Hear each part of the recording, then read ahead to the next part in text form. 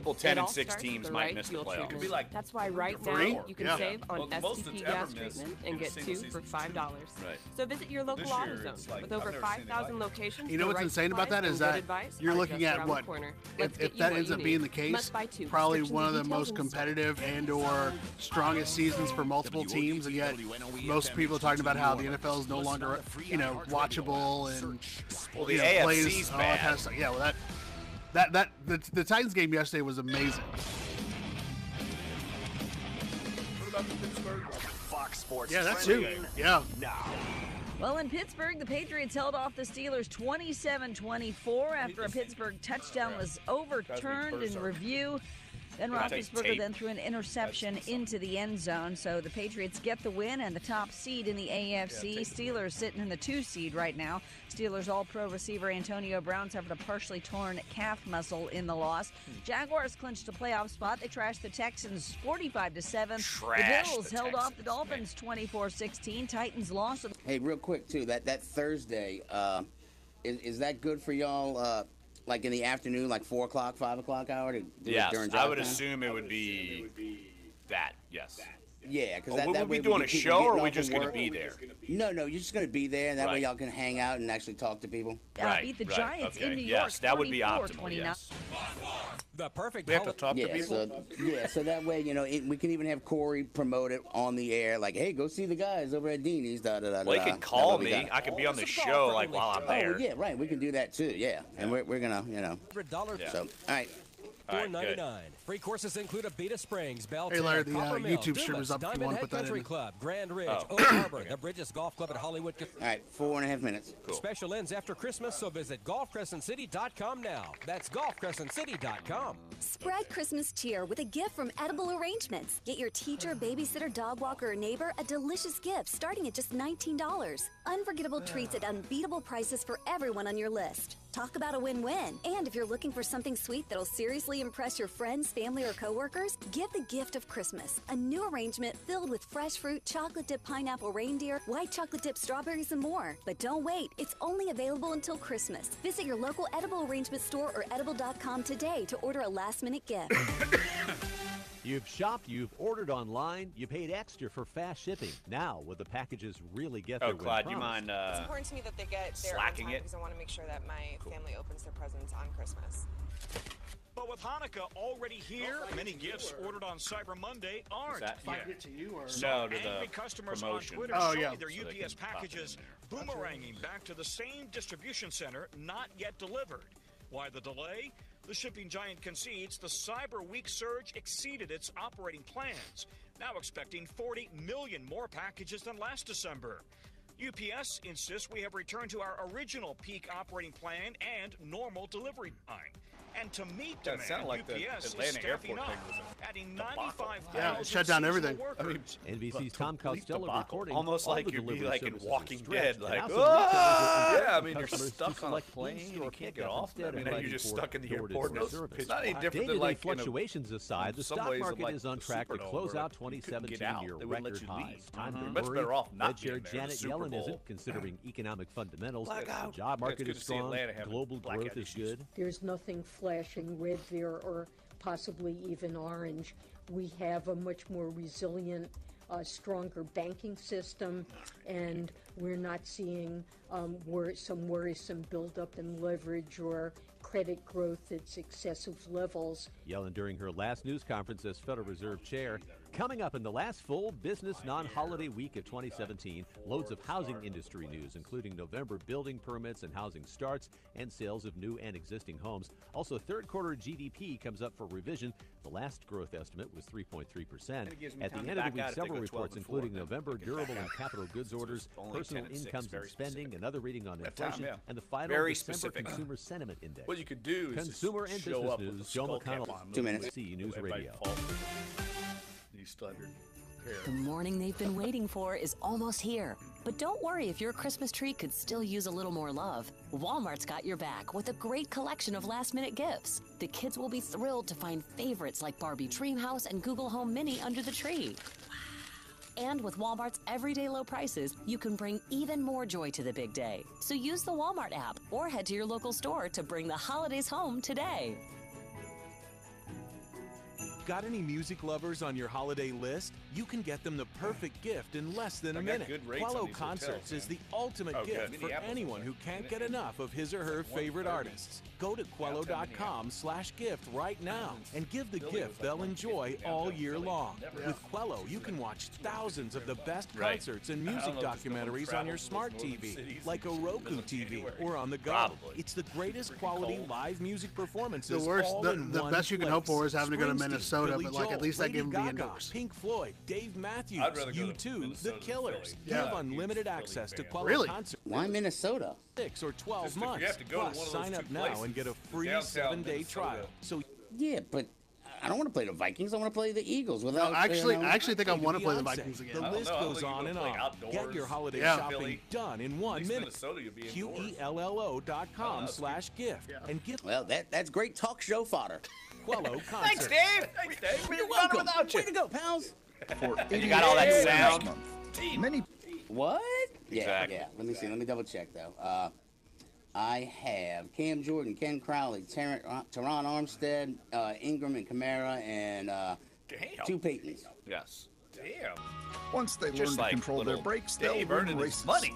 Well, some of it's just all the time, clean every interview. day. All right, here Thanks we go. to me. You're killing me. Podcast.com. See, he's not like Samson, or maybe he will be. Maybe he'll suddenly suck once we shave his head. Highly likely.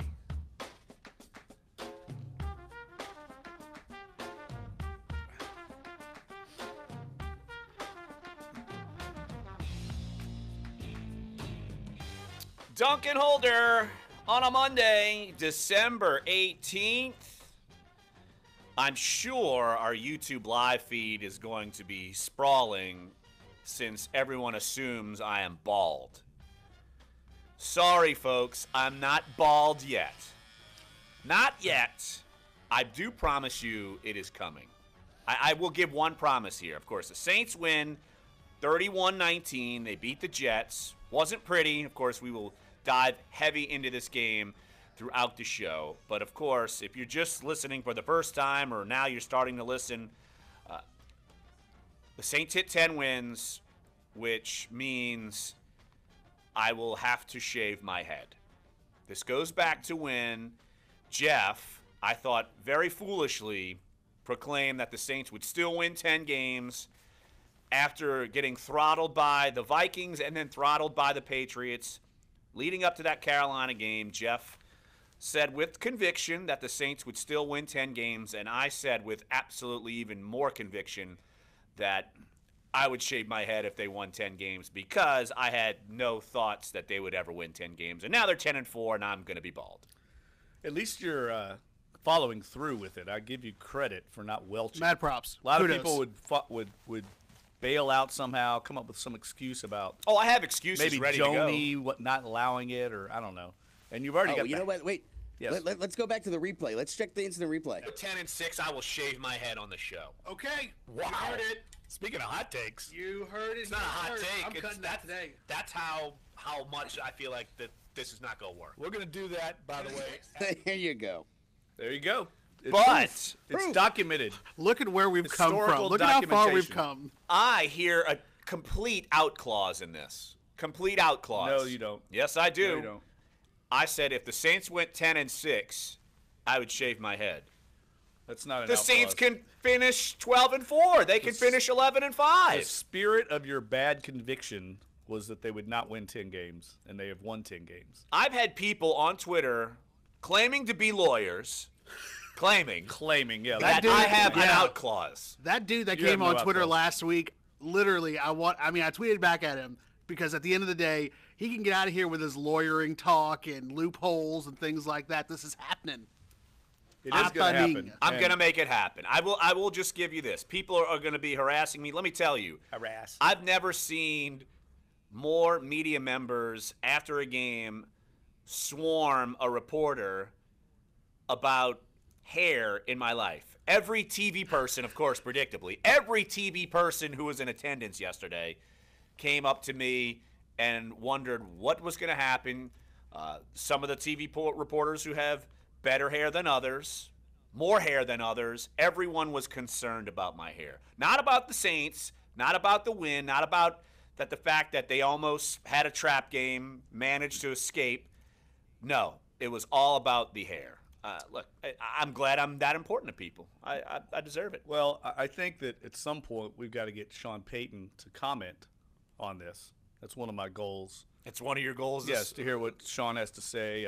And Sean Fazan is follically blessed. He was a very concerned friend. Yeah, your buddy, partner at Vanderpump's Rules or whatever the thing is. That's right, yeah. Sir Restaurant. Sir, yes. Okay. Yes. I would think he would have keen interest, along with the Mackles. I mean, Fletcher was very follically blessed. Fletcher as well. was very interested in what happened. Sharif Ishak, because he goes with the bald look. Along with Chris Hagen's kind of does the Chris little as bit well, of yes. Closely cropped. Yes. So yeah, you're going to be part of the bald community. Yeah.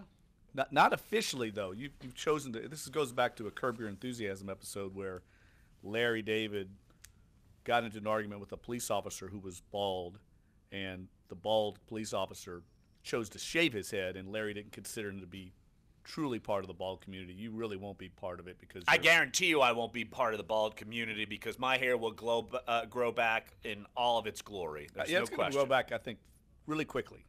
So maybe by the time the Saints are in the playoffs, you might have a nice little crop of hair back because they're in. I mean, I say that. They've not clinched anything. That's the most amazing thing. Absolutely. And it's kind of the message within the locker room as far as this game, how they played it, this, that, the other, and the attitude after the game, talking to players, and specifically Sean Payton, you wonder if they are even happy about winning the game because they know, and that was the premise of my column after the game on NOLA.com and in our print editions of the Times-Picayune, they know if they play like that against anyone in playoff contention, they will lose.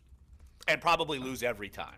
Yeah, they're not playing great right now, but I think that's just a little bit of human nature playing down to the opposition. And I expect them to play very well against the Falcons. I mean, motivation is not going to be a factor.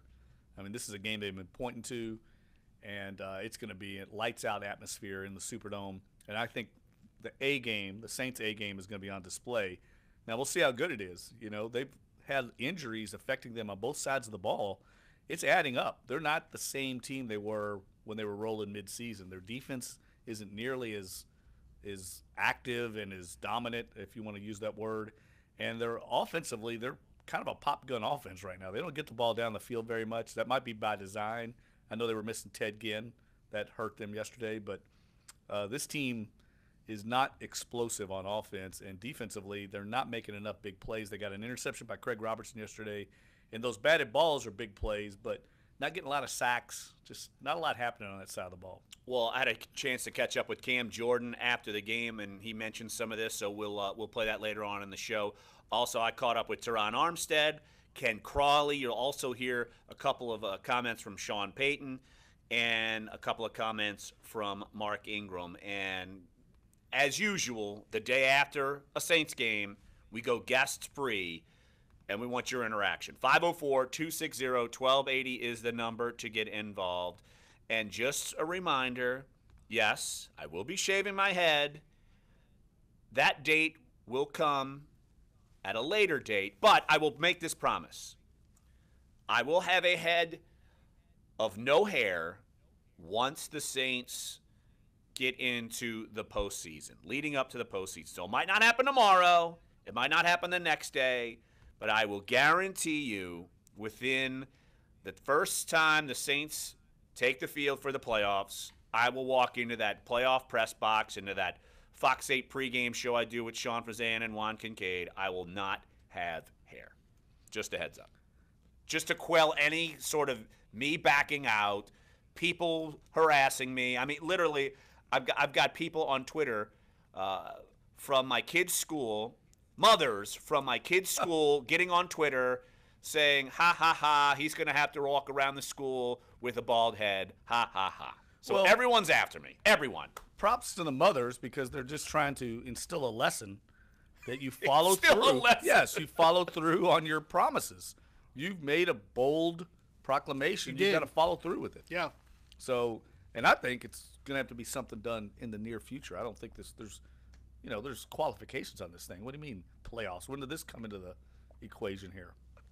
I think the fact that they get to the playoffs, it's enough time. Suddenly there's like all these addendums. If I could easily do an addendum and say if they finish 11-5, no, that I would win in court. You can't easily do anything. I would win in court. No, you wouldn't. You'd never win in yes, court. I would. Guarantee No I'd win in court. No way. It was a specific 10-6, but I'm going to go by the spirit of the rule, like you said. By the time the playoffs come, I will have a bald head. I think that's most important because it represents the Saints' success. If I were you, I would want that thing shaved as quickly as possible because it looks like we're going to be going, and we were just talking about this, we're going to be going to either Philadelphia or Minnesota, likely, in week 2 of the playoffs, and you're not going to want a completely bald head in those locations. Well, that skull cap, bro. In mid-January. I'm going to say, speaking as a bald man, your wardrobe increases tenfold because now you can put beanies in your wardrobe. I want the snow hats with the big fluffy ball on top of the head. I've got to have that, no doubt about it. The big fluff. Oh, you talking about the knit cap? Yes. Old school. Why can't I wear? Wouldn't Sean Payton love it if I wore like the visor with the Greg Williams like hair coming out? I should wear that. He'd be so fired up if I showed up, talk to him. I think he'd be fired up. I think you need the that old Russian thing, that fur Russian cap that goes down with the ear flaps. Oh yeah, with the ear flaps and the tassels. The ones that like Cousin up. Eddie wears in Christmas Vacation. Yeah, that's what you need. Something like One of those, that. That'll look good. Well, I know I'm going to be harassed until it happens. It's going to happen. Just hold your horses, and our listeners will be the first to know when this is going to happen. But what can I basically swear to in our studio? Should I swear on our bobblehead doll of Anthony Davis? Yes. All right. I swear on the brow's head that I will have no more brow. Actually swear on the brow. By the time playoff time happens. I just did it, okay? So is that legally binding? Yeah, I think if you back out now, you'll get some kind of bad voodoo. Yeah, like you're going to pull a groin or pull a hamstring or... Yeah, there'll be something bad, karmic. You don't want to mess around with the brow. Yeah, or like a 7-foot dude is going to come and just like dunk on you and just you go down to that House of Voodoo on Bourbon Street. You're not supposed to touch the altar. It's the same thing with the AD Brow bobblehead or stuffed animal here. Okay. I guess it's not a stuffed animal. It's a stuffed person. By the time the Saints hit the field for the playoffs, I will have no hair. I'll just say it that way. All right. And we're gonna have, and once it happens, I think that's enough. Everyone's gonna know. I think that's enough. We're gonna publicize the heck out of it. There's gonna be a Facebook or YouTube live of it. We're gonna go all out for this. You guys are gonna enjoy it so much as we will enjoy it being there. You know what we also ought to do if we're gonna put those qualifications on it? We should probably get some sort of charitable thing going for it. If I'm gonna shave my head, let people donate to a charity like St. Baldrick's Locks of Love or something like that. We don't have enough hair for Locks of Love. Well, we could still raise some money. Why don't we do that? Not for our own pockets, for charity. We should do that. Sure. Yeah, I could do Jeff, that. get on that. Get on that. Good. Thanks, Larry. I'm losing my hair. He feels like the least you could do is that if I'm the one going through it, hey, just put this on Jeff. Exactly. Yeah. If I'm at least going to do that, I think you should raise it for a good cause. You're acting like we're supposed to be sympathetic towards you. You were cocky and made a dumb, bold prediction. And now we're supposed to be like, oh, Larry's great. Do it for the kids. Set up a charitable donation and do it for the kids. You're now paying the price for your short-sightedness. But I would like to help some sort of charitable organization. Well, I'm not saying I don't want to, but let me. What do you sound like a grumpy guy. Old crusty Jeff doesn't want to help kids. Here we go. Yeah. I hate kids. Jeff doesn't want to help the kids. You hear that rumbling outside? It's coming for you. What is that? The fact that we could hear that, you could probably hear that through a mics. Oh, my God. By the way, it is crazy foggy out in New Orleans today. Sort of like the NFC playoff picture. Ooh. It's very cloudy. What a tease. God, we'll go through. Earthquake? Exactly. You heard that, huh, Dave? Yeah. I don't know what that is. We're high in the sky. We're being attacked. I don't know what's going on. But anyway, I'm being attacked. I want to do it for the kids. Jeff hates kids. So there we go. On that note, let's take a break right here on the show. We're going to jump heavy. Saints, Jets, talk about the win for the Saints. We'll take your phone calls. 504-260-1280 is the number to get involved. Also, again, you'll hear from Cam Jordan, Teron Armstead, Ken Crawley, Sean Payton, Mark Ingram. You'll hear from all that and our thoughts on the game, because this is a game that, even though the Saints never trailed, I think everyone watching, I think people on the sidelines, I think the players themselves were a little nervous given everything that happened, turnovers, penalties, lack of pressure on Bryce Petty. Not exactly the best formula to win a game, but again, the Saints were able to pull off the win like they did against Chicago, like they did against Washington, so there's something to be said for that. So come on back here, Sports1280, NOLA.com, and the iHeartRadio app. We're Dunc and Holder. It's a tweet you might want to get. Jeff hates kids. Jeff hates kids. Yeah, that's real funny, guys. Real funny. Yeah, it's hilarious. That's so funny. I'm laughing. Jeff hates kids. It's amazing. I think we should kill puppies. Yeah. See? Club baby seals. I believe in clubbing baby seals. Yeah. Didn't you ever see You're that gonna old shave a puppy? There was an Don't old shave Saturday the Night Live puppy. skit, World old Cup school on Saturday Night Live 5th skit through with 7th at the Dan Thurston Aykroyd, Memorial Convention Center. and he was doing back when it was funny. Yeah, back when it was funny, and he had a call-in television show where he tried to spur people to call in, and he couldn't get anybody to call, so he just gradually kept getting more inflammatory. And the last thing I remember was, I think we should club baby seals. He still couldn't get anybody to call. It's kind of what our society is evolving to. Yeah.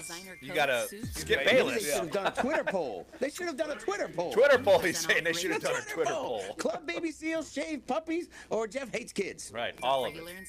By the way, did y'all see this tweet about John Skipper from ESPN? No kidding, I've seen that as a show. That's crazy. He's resigning. iHeartRadio Music Festival from Las Vegas. I have struggled for many years with a substance addiction. Celebrated with iHeartRadio fans from around After the you just world. signed an extension, Our sold out 2017 iHeartRadio Music Festival, Coldplay, Big Thomas Rhett, The Weeknd, and more.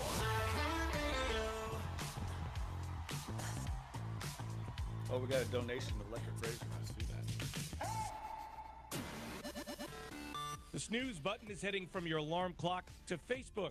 Social Network is out with a feature called Snooze that lets you hide certain people, groups, or brand pages for up to 30 days without permanently unfriending or unfollowing them. Bald head Then when the snooze window is about to end, you'll get an alert to let you know. Yeah, you got lucky for Christmas pictures. I know. Facebook wants you to have lots of connections, so they'd rather have you mute them than permanently cut them off. Gmail is out with a new trick that will let you unsubscribe from senders whose emails you haven't opened in the last month. Android Police says the option appears at the top of your inbox as a one-click button to easily unsubscribe. Feature is out for Android and the web and only works on promos, not actual people. In less than 1 month since its release, Activision's Call of Duty World War II has become the best-selling video game of 2017. Yeah. NPD Group says it's the best Call of Duty release since 2012's What's the Black word Ops on 2. Star Wars? Tech I've heard report, mixed Larry reviews. Olson, NBC News. Oh, Radio. yeah, I went and saw it. That's right. And? That's all right. That's what I heard. This is Dunc and Holder on Sports 1280, New Orleans. Saints 31, Jets 19. Saints are 10-4. And Jeff, I was anticipating at some point while we were watching that game that the Saints would lose that game. As the game progressed, I think I started getting a little leery once Drew Brees threw that interception at the end of the first half. They get points back. Jets get the ball. Lots of sluggish play, it seemed like. The injury to Larry Warford on that play certainly changed the complexion of the Saints' offense moving forward for a good while in the second half. And the reaction from inside the locker room from Sean Payton, I think realism is the best way to go for this team right now. They're realistic knowing that they were fortunate to win. It's going to look better than what it was, 31-19. And yet they know if they play like this against Atlanta this weekend, any of the playoff caliber teams, look at what the Rams did to Seattle, Minnesota just boat raced Cincinnati. Even though the Eagles had a tough time, they still pulled it out against maybe like the one last gasp in New York. Carolina, if you play them again, you play like that, you're going to lose. Right, but they won't. I don't think they will. I mean, look at the Patriots. Monday night against Miami, they look terrible. And then they go to Pittsburgh and beat Pittsburgh on the road, albeit aided by a favorable call. It happens. It's human nature in this league. You're playing 16 games. You're going to have a letdown a little bit. And the Jets are kind of one of those teams that make you look bad. They make you grind it out. They don't give up a lot of easy stuff. They got a good defense. And the Saints struggled in the red zone. They struggled a little bit on third down again, even though Drew Brees was a little defensive about that, I thought, afterwards. I guess he's tired of hearing about the third down. Well, convert on third down. You'll be all right. Yeah, it's interesting. I didn't expect him to react that way, but I don't have any problems with it. They took care of business, and it's just one of those games you just got to get through. Business-like attitude. And look at the Eagles yesterday. I mean, they go play the bad New York Giants team, and they have to hang on for their dear lives on the last play of the game to win. It happens in this league. I think the Saints are going to play lights out against the Falcons, but I think the Falcons are going to come in here motivated too because they've got their backs to the wall. They have to win as well. Yeah, they play tonight. Yeah. They play, is it at Tampa? At Tampa. They play at Tampa. Who knows what's going to happen with Tampa? I don't know if they're going to rise to the occasion. I'm not anticipating them rising to the occasion. But look, it's a game where, Jeff, we talked about it. I brought up all the ghosts of stinker past. Let's just call it that way. They've stunk it up in at least one game in every playoff-bound season under Sean Payton and Drew Brees. That they did in 2006, 9, twice in 10, once in 11, once in 13. And I do have to give it to this team because they could have done that against Chicago and just inexplicably faltered and lost. They could have not come back against Washington. They could have just bumbled this game away against the Jets, and they didn't do it. So I do think that I'm on your side. I do think that they can elevate their play, clean some things up, and get it done. It does, though, make people leery, and I would totally understand that. But I think this team is good enough to kind of right the ship and get it done, at least say against Atlanta. Now, when you get to the playoffs, I don't know, because every game, every team's going to be pretty darn good when you go in there. Yeah, I agree in that regard. I don't know if this team is good enough to reach the Super Bowl. They just don't seem quite that level yet. Like this turnaround this year feels like it arrived a year early to me in the building of the roster. I think we all agree they could still use another pass rusher, probably another cornerback, a tight end, another wide receiver. And then you could really see this team taking a leap forward and becoming a dominant team. This one feels like a gritty, street-fighting group that's smart, doesn't beat itself, but isn't just going to come out, and especially in the playoffs, and throttle anybody. I think they're going to have to win a tight game once they get there. And they're losing bodies. I mean, Larry Warford's injury, that was a scary injury. He's a big part of their running game. They weren't the same without him in the game yesterday, and Andres Pete's still hobbled. We assume he's going to come back. He played on a limited basis. But they need him back because when they don't have those two guards in there, they're not the same team. Exactly. And you could see early on when Larry Warford is out on that screen pass with Mark Ingram, he's blowing people up. And when you don't have him in there, it hinders you in pass protection. It certainly hinders you in the running game because he's that road grader. But why don't we hear from some of the Saints players after the game? It's basically cautious optimism you hear from some of the players. Why don't we hear from Cam Jordan? And look, I had a chance to catch up with him for a couple minutes on my own, and I just think he was about as frank as you could be, and that's what you want from your leader in the locker room, from one of your best players. How many pass defenses did he have yesterday? All he's doing is just sitting there swatting Bryce Petty. Four or five. He had 4 swatted, and then I think he had 5 defended. I think. No, 4. Oh, it was just 4. 4. Yeah, but the swats are the yeah. But anyway, great game by him. But let's hear what Cam Jordan had to say after the Saints' win yesterday against the Jets. You guys have played in a few of these kind of wild back-and-forth games where... It doesn't have to be like that. I feel like, we sort of had a sloppy game today. There's clearly some things that we have to clean up. We talk about, I think we got adequate pressure on the quarterback, but we'd love to turn those pressures into sacks. We talk about the ability to finish these drives. The one time they scored, there was like 2 back-to-back. Hey, we lost the caller. These are things that we have to correct. When you talk about Matt Forte cutting back, that's you got to be disciplined enough to have your shoulders square and be able to play that cutback. These are things that you know. So as much as I'd like to say I'm loving this win, which I am fully, I can't wait till tomorrow to break down the film and to get better. Well, it seems like you guys have played in a lot of these games where in other time, that you could lose some of these games, but it seems like the vast majority of the time this year, when there's been some mistakes, you guys have managed to win. I mean, that's got to say something. Right? And just think about how we not had any mistakes and how far apart the games would be. We wouldn't have to be a close one. True. Again, we'll take any win that you can. We'll try to string these together and never lose again. But every Sunday you're going to face an elite team. So. But being able to keep your resolve, considering you basically are in the playoff hunt.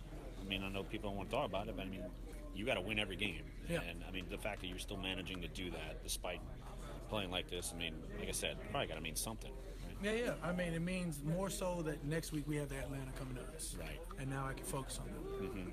Now you can really focus in on them? I didn't even think about them after last Monday. Once, that everything cleared out and we got back to focusing on the Jets, they were the most important game because of the next game. Now we have, again, Atlanta coming up. Now we'll be able to focus on them. Got more fire with them after the last one? Though? I mean, it's not even fire. We'll deal with that after they come to Dallas. All right. Yeah. Thanks, Cam. Appreciate it. And I think Cam's reaction says it all. These games don't have to be like this. If you don't, and these aren't plays where, say, Brandon Coleman, he fumbles the ball twice. It's not that he had a mental mistake. I guess you could say that, but someone physically is punching the ball out, and it's not making like a dumb penalty, but I agree in that it's a smart team. He's not out there purposely fumbling the football, but you got to be able to protect the football better. Yeah, but it happens in the league, and Brandon Coleman's had some of these issues with ball security, but he's trying to make plays. Well, guys, that's one of the things that, a lot of the YouTubers are talking about, too, is that specifically, especially in what Cam was saying, in some of those drives, I think you could also maybe put it over to the offense, because if you think about an interception for Drew Brees, 2 lost fumbles. If you think about what possibly could happen on those drives, the score isn't nearly as close because you figure you could hopefully either get a field goal or at least another possession out of that. And then if that happens, then maybe this game doesn't feel this way. But what's concerning the YouTubers is the lack of consistency in the offense and then the worry of plays like fumbles in key situations where you don't want to have that happen going forward. The offense kept the Jets in the game. That's amazing to say that. The offense kept them in it because the defense was able to minimize the damage.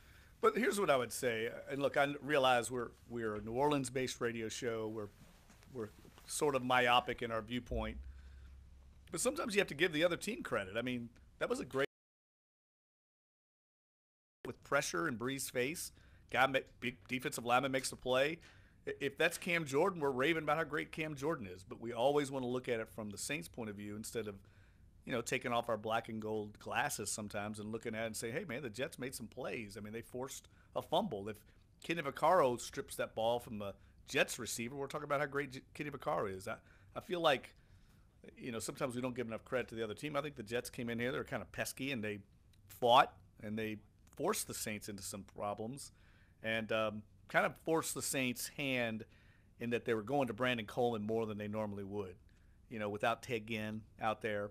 The Saints are limited on offense, and I thought they called that game that way very conservatively. It looked like Peyton was trying to use the backs a lot in the screen game, and the Jets were ready for the screen passing game.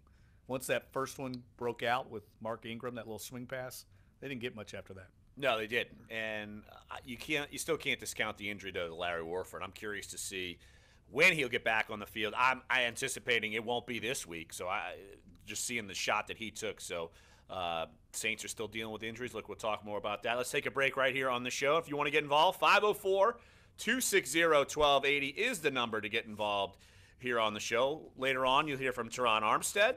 You'll hear from Ken Crawley. We'll hear from Sean Payton. We'll hear from Mark Ingram. And look, when they needed to lean on their potential Pro Bowl wide receiver when some of these things were getting taken away, Michael Thomas came up when he needed to. Big time. Big time game from him yesterday, and they had to have it. Imagine if he catches that touchdown. Right. Even bigger time game, but game of inches is what they say. I think he cemented his Pro Bowl berth on that game. Hope so. I mean, seems like a done deal. The kid deserves it. So, look, we'll talk more about that and more Saints Jets coming up here next. Sports 1280, NOLA.com, and the iHeartRadio app. Dunc and Holder.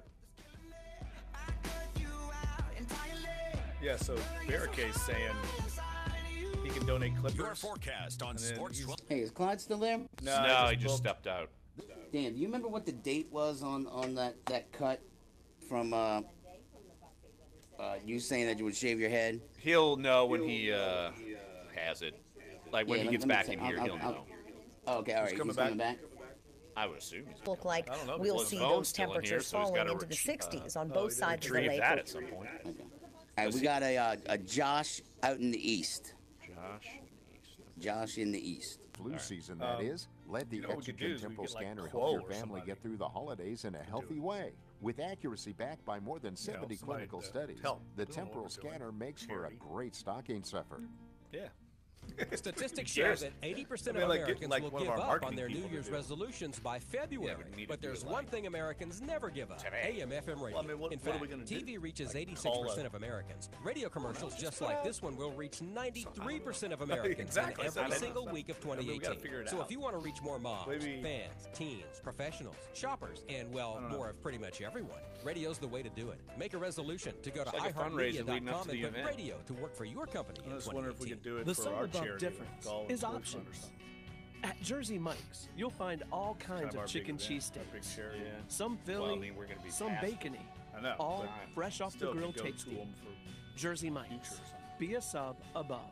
Got any music lovers on your holiday list? You can get them the perfect gift in less than a minute. Quello Concerts is the ultimate gift for anyone who can't get enough of his or her favorite artists. Go to Quello.com/gift right now and give the gift they'll enjoy all year long. With Quello, you can watch thousands of the best concerts and music documentaries on your smart TV, like a Roku TV, or on the go. It's the greatest quality live music performances all in one place. Springsteen, Billy Joel, Lady Gaga, Pink Floyd, Dave Matthews, U2, The Killers. Give unlimited access to Quello Concerts for 3, 6, or 12 months. Plus, sign up now and get a free 7-day trial so you can see what the hype is all about. From Elvis Presley to Elvis Costello, Bowie to Beyonce, the list goes on and on. Get your holiday shopping done in 1 minute. Go to QELLO.com/gift and give the gift music lovers really want.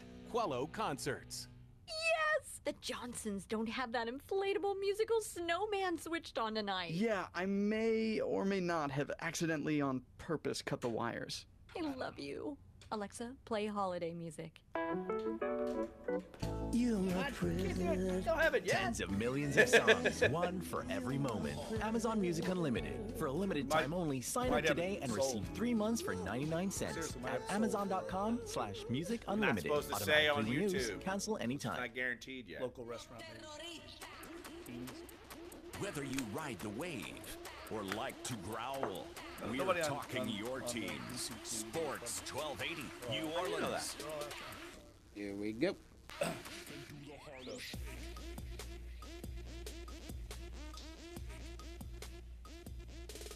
Our president, Tim Williamson's walking in already harassing me. Why do you still have hair? He's on me. I agree. And you know what he said? He said, I'll have it shaved by the time the Saints make the playoffs. I'm like, playoffs? What's wrong with that? It's 2-3 weeks away. Oh, you can't wait 2 or 3 weeks away? No, this needs to be done. There has to be a little sense of urgency to pay off this debt to society. I think the point of me having it shaved off symbolizes that I didn't think the Saints would be that good, and the fact it would be leading up to their playoff game is enough of a statement saying, all right, I screwed up, they made the playoffs, and I've got no hair? We don't know yet if they're going to the playoffs. That's the crazy thing. They're 10-4 and have not clinched anything. If they lose out, I know that's blasphemous to even say, but they have not clinched anything. The NFC is wide open, and 10 wins is not assuring anybody of getting in the playoffs this year. As a matter of fact, multiple 10-win teams probably aren't going to get in the playoffs in the NFC. Why don't we get to that in a minute, but let's hit the phone lines. 504-260-1280 is the number to get involved. We're guest-free. We want your interaction on Saints-Jets, Saints 31, Jets 19. Let's head out to the east. Josh, thanks for calling Dunc and Holder. What you got? Fellas? What's up, Thanks Josh? for taking my call. You got it. Love the show. I just wanted to call. I have two questions I want to hear your opinion on, gentlemen. Obviously, Lattimore is just killing it as a cornerback. The thing that sticks out to me as a player for him is obviously in coverage, he bats all these balls and pass deflects. But when it comes to the run game, the man steps up and puts his shoulder down. And I think that's the one thing that really separates him. He's not afraid to make some contact. That's the one thing that's really exciting for me. He's not just this this. Yeah, he's not like a Deion Sanders. Yeah, you blow on him and he falls down. I don't like corners like that. But I just wanted to hear your opinion on that. And also one more thing, fellas. If y'all could tell me your opinions on this Ohio State pipeline that the Saints are going through with Von Bell, the Michael Thomas, and the Lattimore. I mean, they're just paying off. Or do we know somebody there, or are we just picking highest available at value? So, gentlemen, thanks for the call, and appreciate the answer. Hey, Josh, appreciate the phone call and jumping in the show. As far as Lattimore, which game was it when he made a big-time stop in the run game near the goal line?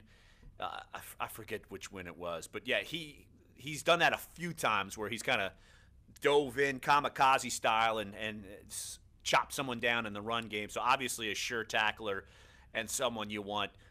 He's not this frail corner. He's still a physical guy. But as far as the Ohio State pipeline, I don't necessarily think it's that they know somebody there. They just know that they get players. And all you got to do is look at what Urban Meyer has built over there. And Ohio State's a juggernaut. They don't ever they rebuild, they reload every year. And so they always have top players. And I think you're seeing the Saints take advantage of it.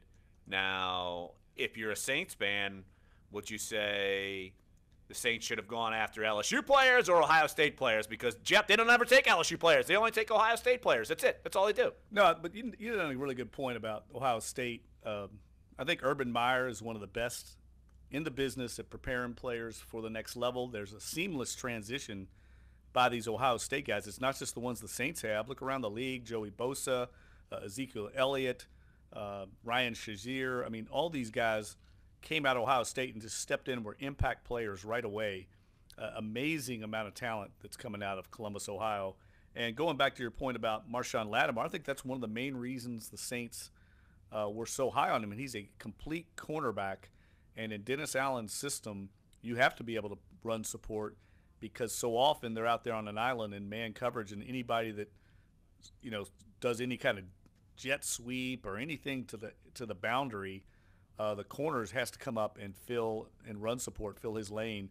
And you're right, Lattimore is really good at that. He's a really good tackler, too, just in general. Very, very rarely does he miss a tackle in the open field. And this team's a pretty good tackling team, the Saints. It gets overlooked a little bit. I think Te'au and Klein have been really good additions on that second level. So many years, the bad linebacker play with guys that just were missing tackles in the open field. These guys, they may not be making a lot of big plays behind the line of scrimmage, but they're making the sound, solid play in open field. Lattimore made that big tackle against Detroit to slow them down, and obviously that was a big win considering Detroit. Hey, they're still lurking around in the playoff hunt, but yeah, I do agree that the linebacker core has certainly been elevated by the additions of A.J. Klein, who missed yesterday's game. I'm curious to see if he comes back for the Falcons game. Manti Te'o has certainly been solid.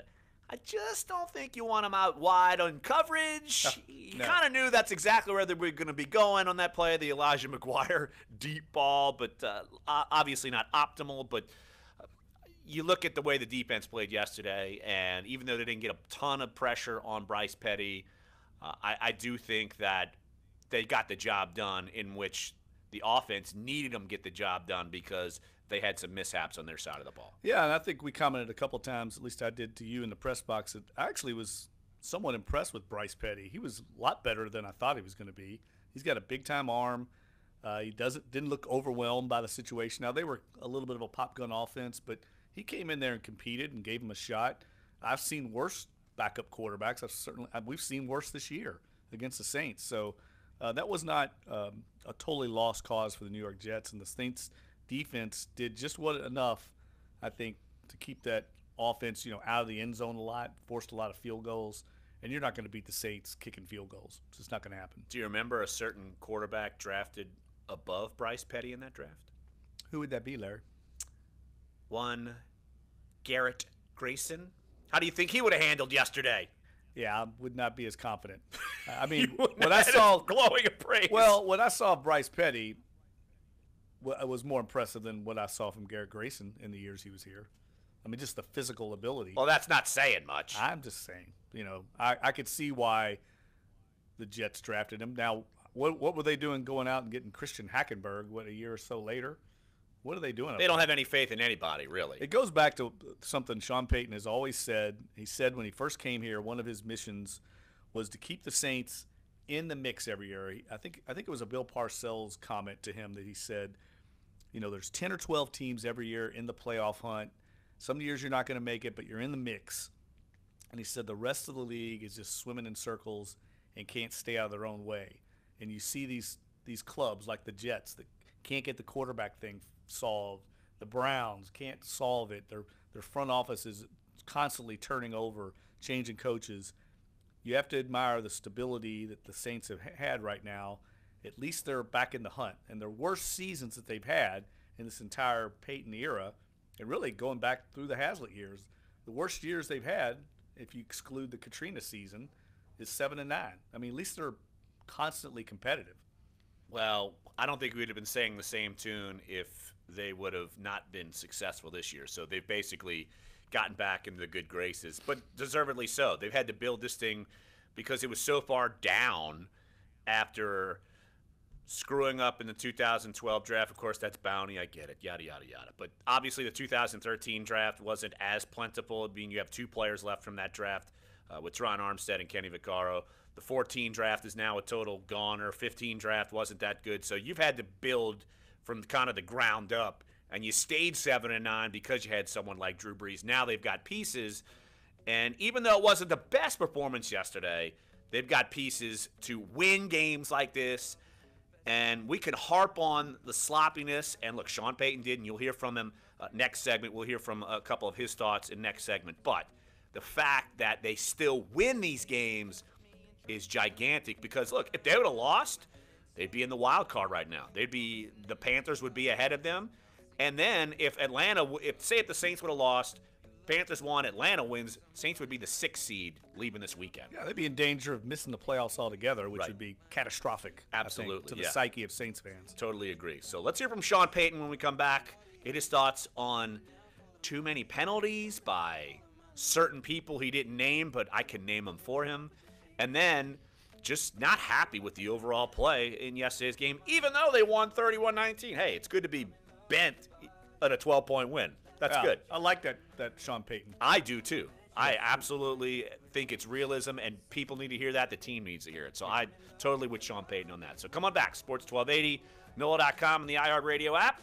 Dunc and Holder.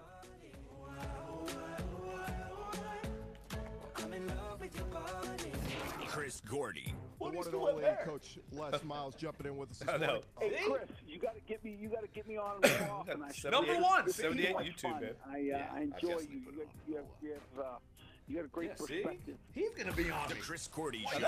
I love him. Mornings 8 to 10 on Sports 1280. Sold. New Orleans. Got any music lovers on your holiday list? Keep needling me. I'm like, hello. In less than We're not having these conversations. With Quello, they can watch like it's my fault. Of the best concerts and music documentaries on a Are people being mean to you, Larry? Yeah. Whose ass do you need me to kick? Springsteen. So Dave, all of humanity. Dave, what was your review? Right, I'm on it. What was your review of Star Wars? You can give. I loved it. It's like Cats. I'm going to see it again and again and again. I knew you would have loved it. Well, how did I know that? Music love. You know, I'm not an a-hole when it comes to movies. You know, I go to movies like critics. I just want to punch them all in the nutsack. I mean, just careful, bro, go to the movies, enjoy it. You know, but everybody's got to be so damn critical of a movie. Oh well, you know, it was kind of meandering in the plot. This was useless. Whatever. It was fun. They blew stuff up. They flew around in space, and they used their Jedi mind tricks. Enough said. I was entertained. It was worth my money, for sure. Yeah, exactly. Oh, yeah, I heard the special effects were incredible. Wow. You would assume they would. Well, I mean, and the biggest thing I love about the movie is just the sound effects. The sounds of like the blasters, the lightsabers, and the TIE fighters going pew, pew, pew, pew. Right. It's the greatest stuff ever. Tens of millions of I'm easily amused, though, too. I'm a simple man. Sign up today and receive 3 months for 99 cents at Amazon.com/Music Unlimited. Automatically renews, cancel anytime. Paytonia. Hi, I'm Nick Jonas, and I'm here to tell you about Think It Up, a new initiative to activate student-powered, teacher-led learning projects. Like a minute and a half at Armstead, How can you spark great learning experiences in your classrooms today? Join us How long at is the Ingram thing? It is 1 minute and 13 seconds. Okay. We'll just do all that in a second. Marquee matchup, the Patriots. All right. 27-20. We're going to do Peyton stuff here. Yeah, the Peytons are 46 and 28. Okay. End zone with 5 ticks left. And we will have roughly 8 minutes. The play was overturned after a review. Let's say 7. It goes back and forth, and you play right Jeff. to the end, and ball 3 bounces for some 3, weird ways, bro. and glad it bounced our way today. The Pats now My 3 control fantasy their destiny teams for home all field won. advantage in the AFC. All of You're them the won. Top team. Damn, laying the lumber. All in the finals. I probably got locks up at least the 2 seed in the $2 NFC grand on the round line. bye. Vikings What? clobbered If I would the win Bengals all 3 leagues, I'd 34-7 probably in win Minneapolis to $2,000. clinch the NFC North. $2,500. The Jacksonville Jaguars are headed back to the playoffs for the If I first lose time them all, in a I'd probably decade get about after crushing the Texans. Boy, think of all the wigs you could buy with that. I know, I need it. Caps galore. Caps galore. That's like a silk knit cap. We need to have Shanley on to get some advice. That's a good idea. Yeah. Bald advice. This is Dunc and Holder on Sports 1280, New Orleans. Welcome back, Dunc and Holder. I'm waiting for every commercial break, or even during the show, people just storming into the studio here at NOLA.com and the Times-Picayune. Everybody's wondering, what about my hair? Well, at least I'm not pulling my hair out, because it sounds like Sean Payton is pulling his hair out, because as we keep alluding to it, and I don't want to keep beating up this horse, but the thing is, I think Saints fans and the players and those on Airline Drive are smart enough to know that you could afford these games against the Jets, but better teams are coming. And Jeff, you found it kind of amusing that Sean Payton basically alluded to the Jets as an inferior team in his post-game press conference. Saying, "Oh, you know, we can't do this to what do you say? More superior team?" I think he said we got to eliminate the things that will get us beat when we start playing, you know, better competition. Well, I think it's in one of our sound bites. That's what he said. When we start playing better competition. Let's hear what Sean Payton had to say, and I just dubbed this clip for Dave. Not happy with many aspects. Let's hear Sean Payton. You know, I'm sure it did some. You know, when we look at the tape tomorrow and we look at the leverage and how we played, I just listen. I didn't think we played very well up front or really at any position offensively. I'm being honest. I thought Mike played well, but situationally, we fumbled the ball. We turned it over. You know, we did a lot of things that keep you from winning games, and they'll keep us from winning when we play better competition. There we go. We play better competition. Basically, sorry, Jets, you're not the best competition we're going to be playing. Maybe he's also just saying, like, down the road and they get in the playoffs. You know, maybe it's not a shot at the Jets. I mean, come on. You know the Jets. They walked in 5-8, and they're on a Bryce Petty. They're not that good. Muhammad Wilkerson staying home. The team's imploding. You know that. And they had a lot of penalties in that game yesterday again, and that's what Sean Payton, I think, is trying to hit home on. And I personally liked hearing him admit that it's the same penalties all the time. It's not a blame the officials crap that they did after the Falcons game. Let's hear what Sean Payton had to say on the penalties. I thought as the game went on, we played pretty well. Early on, one drive bothered me, but overall, I thought we did a good job. We got to eliminate the penalties. You know, it shows up every week, same guys. Every week, same guys. You work on it in practice. That's what you do at practice. So we got to do a better job coaching that. Listen, I think probably a combination of both, but we're going to put the film on and, you know, we'll be disappointed. MEs, penalties, I thought it was sloppy. Yeah, I'm just trying to, well, no, listen, it is what it is, though. We got to improve. Basically, I'm asking a question at the end, and he says, well, I'm trying, and I interrupted and said, you're trying to actually, like, find some satisfaction in the win, but I'm glad he answered the question the way he did because he's realistic, and he's talking about the penalties. Look, Saints had, it was either 8 or 9 penalties on the day, and the guys he was talking about, I'm just making an assumption here. The guys he's talking about are Ken Crawley and Kenny Vaccaro. Those are the 2 most penalized Saints on this team leading into the Week 15 matchup against the Jets. Kenny Vaccaro gets 2 defensive pass interference penalties, and Ken Crawley gets an unsportsmanlike conduct penalty, shoving a guy when he was down. It wasn't some massive shove, but it's a shove, and you're going to get called, and you got to be better than that. I mean, it wasn't some blatant thing, but officials are trying to take that out of the game. And look, I talked with Ken after the game. We'll hear what he had to say in the 11 o'clock hour. I think he knows that as well, but you can't keep having these things in the secondary, giving first downs, and they keep drives alive. Well, Ken Crawley now has 10 penalties this year. Kenny Vaccaro, 9. They've resulted in 14 first downs for the opponent. And the Saints have been called for 19 defensive holding calls, 12 defensive pass interference. So I think what Sean Payton is saying there, look, this is what the Saints do. They play a lot of man-to-man. They get after you on the perimeter, and they hold a lot. Frankly, they hold a ton. And I think it's a lot like the Seattle Seahawks philosophy in that you do it almost every play, and they're not going to call it every time. It's very similar to some teams playing in college basketball, playing defense and hand-checking the whole time. They're not going to call it. They want the flow of the game to get going. So I think what he's saying is we got to coach it better. But I think the Saints' philosophy, Dennis Allen's philosophy, is I'd rather give up a 5-yard holding penalty than a 25-yard jailbreak pass reception. Well, the problem is we've seen, say, P.J. Williams be susceptible to some pass interference penalties. Obviously, Kenny Vaccaro. And those are chunk plays. It's as if you're giving up a 40-yard pass. Yes. And you can't have those. I mean, if you're going to give but a lot of these holding penalties seemingly come on third down, or pass interference penalties seemingly come up on third down, and that extends drives. Look, Cam Jordan talked about it when I talked with him after the game. We played it earlier in the show. You have 2 penalties, and it extends drives, and it gives inferior teams, extra chances, and it keeps them lingering around, and you can't have that. Good teams, you really can't have lingering around. A la, like, say, I thought it was still a bad call on the Sheldon Rankins roughing the passer penalty, but that was on third down. It happened.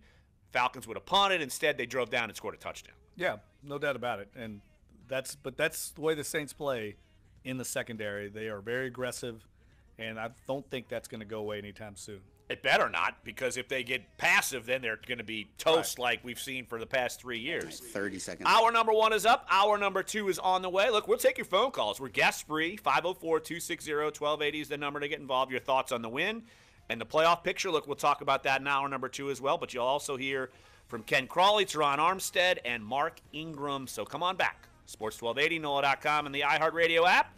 Dunc and Holder.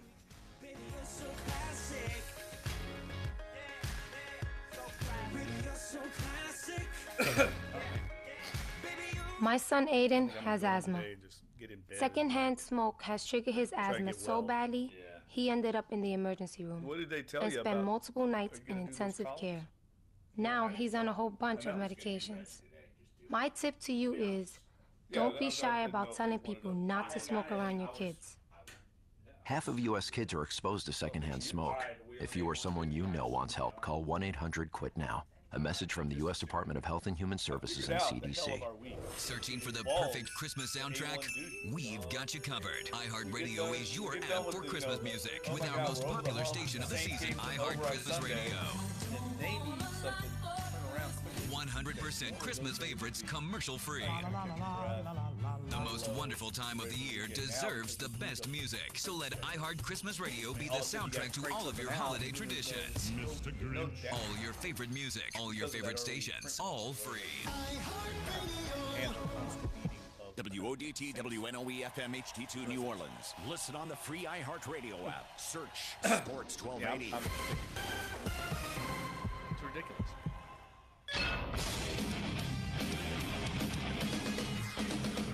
Fox Sports trending now.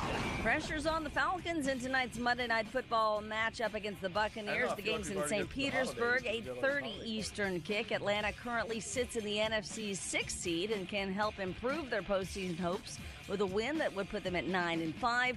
With a loss, they fall into the fray of other 8-6 NFC teams on the outside looking in. That currently includes the Lions, Seahawks, and Cowboys.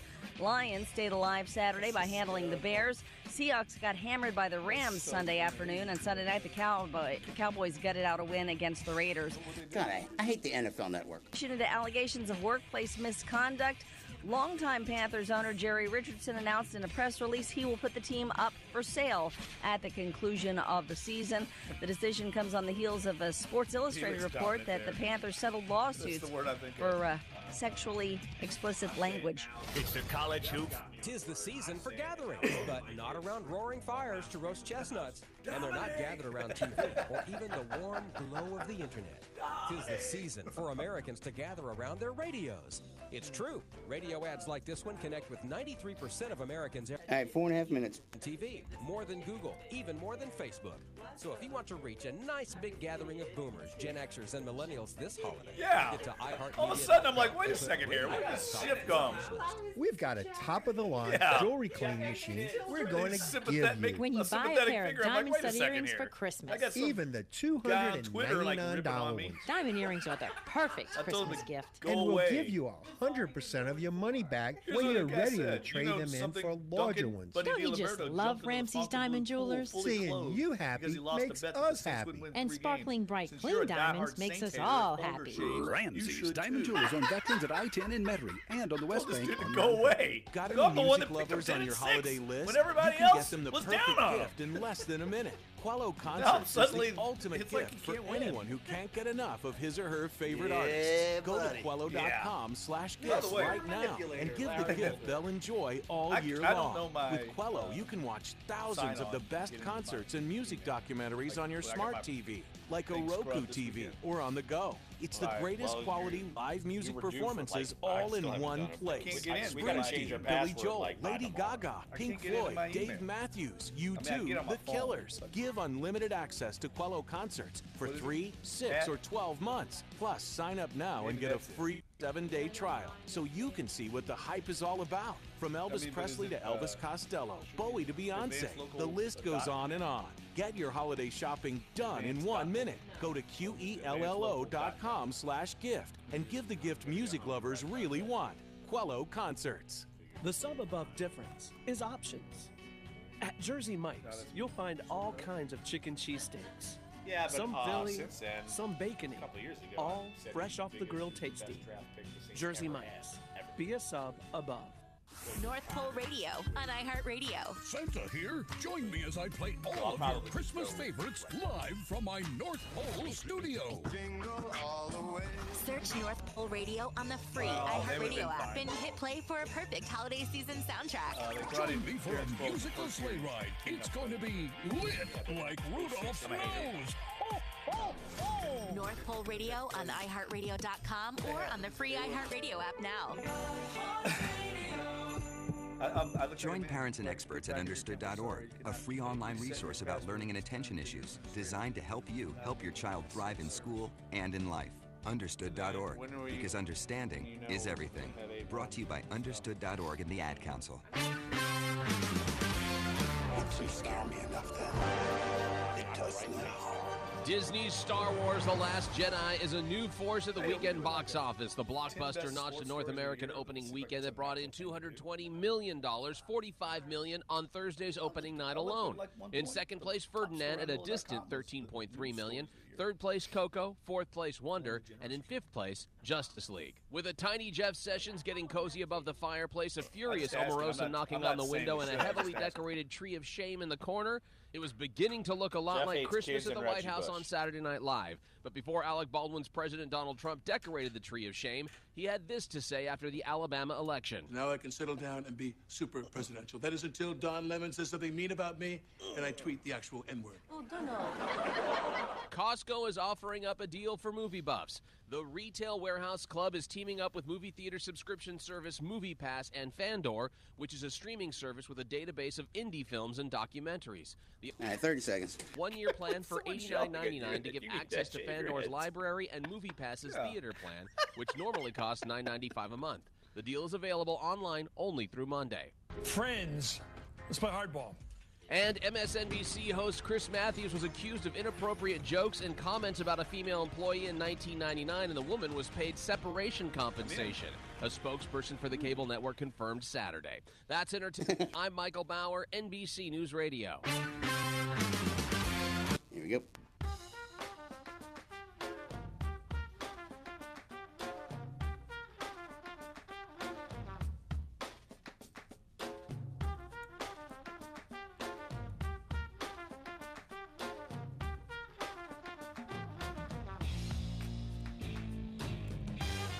Dunc and Holder, hour number 2 on a Monday, December 18th.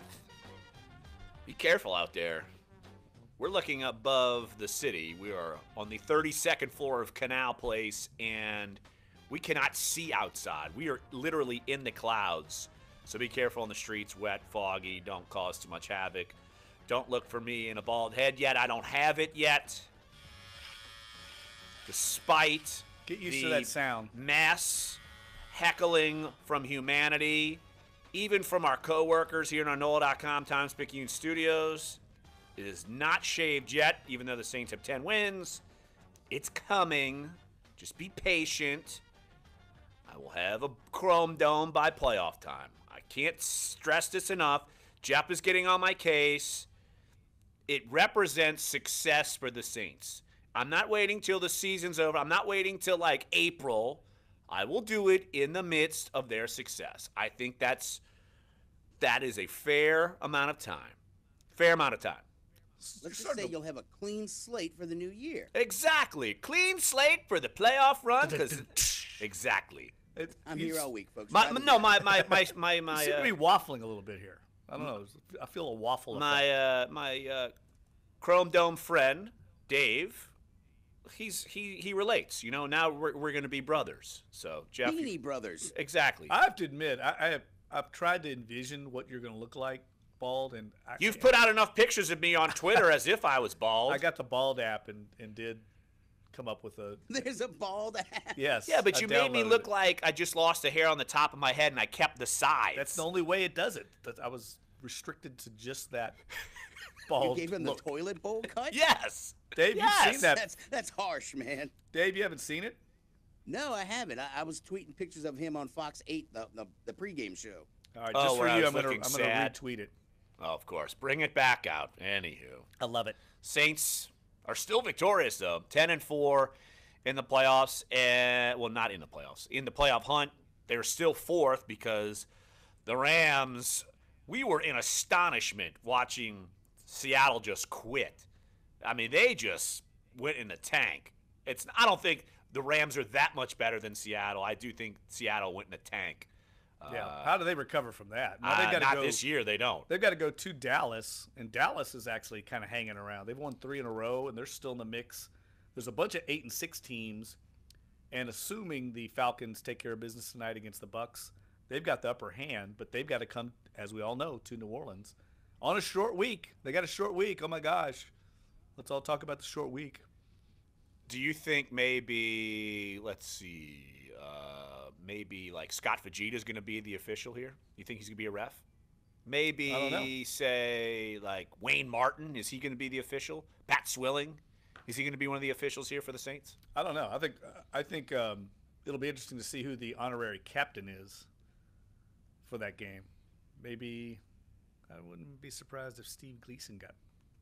Uh-oh. Is that insider information? No, it's not insider. I'm not raising false expectations. I guess I just did. I think you did. Yeah, Way I to probably go. did. Good job. It's got to be somebody. Matt Kanan, you think he's going to come back? Who? The punter. Is that his name? I didn't know what his name was. I think that's his name. I don't think that's his name. Michael Keenan. Michael Keenan. Michael Keenan. Yeah. Michael Keenan. Yes. Probably won't bring him back. No. I mean, who's the famous? Who's made the best plays in Saints history against the Falcons? Well, seems like they're always on the short end. Steve, that's it. That's Steve's the list, it, right? It's always the short end with the Big Ben and some of the other plays that have happened over the years. But they are going to be laying in wait for that game. We talked to Sheldon Rankins after the game yesterday, and I'm starting to really warm to Rankins, not just because he went to the fine institution, the University of Louisville, but because he's very candid. I talk to Sheldon all the time in the locker room because he's open and honest. Yeah, Absolutely. He speaks candidly. He doesn't speak in cliches. I asked him, do you scoreboard watch during a game? Of course, I asked Drew Brees that, and he's like, never. I always just focused on the task at hand, completely what you expect from Drew Brees. And Sheldon Rankins is like, of course I do. I'm looking up there just like he goes, anybody that tells you they don't is lying. And we asked, I think it was you, or no, it was Josh Katzenstein, our staff, was asking about, do you keep track of your stats during the game? He goes, of course I do. He goes, every player does. And if they tell you otherwise, they're lying. I mean, I love that about him. Absolutely. Well, Jeff, why don't you go through some of the numbers you were crunching, because we've got such a tight playoff race, and let's just kind of give a refresher of the playoff standings right now for the NFC. And despite having no Carson Wentz, Nick Foles comes in. Eli Manning tried to pull off the upset against the Eagles. Did not happen. But look, the Eagles are still atop the standings in the NFC, followed closely behind by Minnesota. Both the Eagles and Minnesota, they have clinched playoff spots. They have also clinched the divisions of the NFC East and the NFC North. But right now, the third spot, Los Angeles is 10-4. The Saints are 10-4. Carolina's 10-4. And Atlanta is 8-5. They play Tampa Bay tonight on Monday Night Football. And if they win, they'll be a game ahead of Detroit, as Detroit's 8-6, Seattle's 8-6, Dallas is 8-6, and Atlanta would be 9-5. Here's the point I was trying to make in my column today, is that the Saints have no margin for error. They can't afford to slip up at all. Every game is a must-win on the schedule, and I know that's a cliche, but it's the truth. They really can't afford to lose. They've yet to clinch a playoff berth, and we're coming up on week 16, and they've already won 10 games. This is only the 11th time in the Saints' history that they've won double-digit games. They've made the playoffs 10 of those times before. I guess 9 of the 10 previous times. The one time they didn't make it was in 1988. Saints fans will remember that. They were 10-6, did not make the playoffs. But my research that I dug into this morning, I was curious how often, 10 wins is kind of the magic number that you think gets you in the playoffs. Since the league went to a 16-game schedule in 1978, 375 teams have won 10 games. Of those, 355 have made the playoffs. So 94.6% of the time, you win 10 games, you make the playoffs. But that's probably not going to be the case this year. It's only happened that multiple teams in a given season have won 10 games and not made the playoffs. 1991, the Eagles and 49ers both went 10-6, didn't get in. 86, the Bengals and Seahawks went 10-6, didn't get in. And the crazy thing, Larry, I don't remember this. In 1985, that was the year that the Bears had that great team and won the Super Bowl here in New Orleans. The Denver Broncos went 11-5 and didn't make the playoffs. That seems crazy to me. That seems crazy to me too, but obviously that's not going to happen this year. But because in the NFC, you've got 3 teams that are out of the playoff race already with 6 losses. But yeah, Jeff, you could look at this, and realistically, let's see, you got 3 teams with 10 wins already. As of right now, you've got 4 teams with 8 wins. Atlanta could be 9-5 by the end of tonight. But yeah, all of those teams, I guess Detroit, Seattle, Dallas, none of them play each other. I'm guessing. They don't. Seattle and Dallas play each other. Okay, so someone's going to be knocked down from one that, of those teams will be eliminated. That's basically an elimination game next week. But if Atlanta somehow gets tripped up tonight, then things will really get wild because there'll be a bunch of 8 and 6 teams competing. But it's very, very realistic that all those 8 and 6 teams, other than Seattle and Dallas, could win out and end up 10 and 6.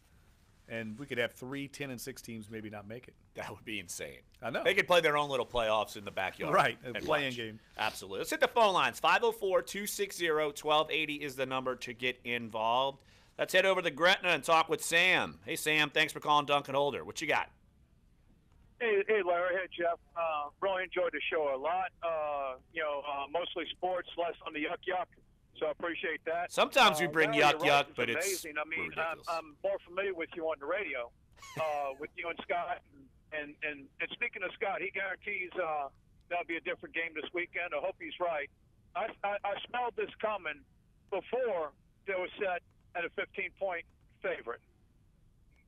And so I smelled that coming a mile away. And then when they were like a 16-point favorite, I said, uh-oh, here we go. I'm seldom right about these hunches. This one and LSU losing to Mississippi State, I think those are the only 2 times in my life I was right ahead of time about a game. Hopefully you're not betting on those. Larry, You'd be losing. I've been in town since the late 70s. Okay. Have y'all been in New Orleans since the late 70s? Well, I wasn't born in the late 70s, so technically I was no. around. I was born in Jeff, how about you? I was born in Were you 1980, New Orleans, by the way. No, in the late 70s, I was in school in Louisville, Kentucky. But I was yeah. All right. Well, go ahead. If you remember the original coinage and overusage of the term Hail Mary, 2 games in a row, the Falcons beat us with a Hail Mary. And I'm sure y'all have heard about the Erksleben punt, mishandled snap, aborted pass right into the Falcons defender at the 5-yard line and walks to the end zone. Yes. Sterling Moore went after Erksleben in the locker room. But anyway, the guys that spin here straight through it could fill you in on that. My point being is that what was the score of the Falcons game a couple of weeks ago? 20-17. That was the score of those 3 games. Yes. As a matter of fact, our executive editor, Mark Lorando, has pointed out the curse of the 20-17 score. Yes. But that first drive, down to 3 and they're not scoring, that should have been a touchdown. Obviously, the Coleman fumbles. The defense bailed them out yesterday. Because one of the Drew turnover, I think, was on our 11-yard line. So that was 1 field goal. And then the one where they tried to go for 2, the score should have been like 35-10. But, hey, the defense bailed us out. I hope Scotty A's right, because if they play like yesterday next week, that's a loss. They need to win out. Carolina's peaking. We have head-to-head advantage on them. But if they win one more game to us, that means nothing. So if they want home field, they need to win out. There's no other choice. All right. Hey, Sam, appreciate the phone call. And, yeah, I agree that the defense certainly bailed them out because the offense tried to give the game, at least give the Jets some life. And for the most part, the defense bailed them out. There's no doubt about that. Yeah, I mean, and it was a game that they were going to have to play well because they were playing a very limited Jets offense. So they needed to dominate that game. And even though they didn't quite dominate, they did enough to ensure victory. But that was a limited offense they were playing, a very limited quarterback, very inexperienced. They're going to get a totally different group this week. Julio Jones, Matt Ryan, Devontae Freeman, Tevin Coleman. I mean, this is a big-time offense coming in here, assuming they're all going to come in here. They don't get hurt tonight. Well, and especially if they win, look, they know that the division would be up for grabs. I mean, would it be a 3-way tie if they – well, it depends on what Carolina does next week. But still, they've got playoff life. They know it, and so they're going to be coming in here. And I'm sure ready to topple the Saints again like they did a couple weeks ago. Let's hit the phone lines again. 504-260-1280 is the number to get involved. Josh in Sacramento. Josh, thanks for giving us a call again. What's up, buddy? No problem, guys. Thanks for taking my call. So I think you guys are talking to honorary captains for this Atlanta Falcons game, and I think I would like to see. I'm not sure if it's possible. I would like to see Reggie Bush, since he just announced his retirement and is kind of done with football. I think that would be pretty exciting, or a joint effort between Steve Gleason and Reggie Bush. That would be pretty cool. So I think that should happen. I think Reggie should come out with the bat. Reggie should come out with the bat like he did in that playoff game. Bring the wood. Yeah, that would be amazing for that to happen. So I think that would be cool if he came out with the bat and give the crowd some energy and pump us up. So I think overall the game itself, I felt like Peyton called a kind of like a reserved game, so to speak, since we were playing the Jets.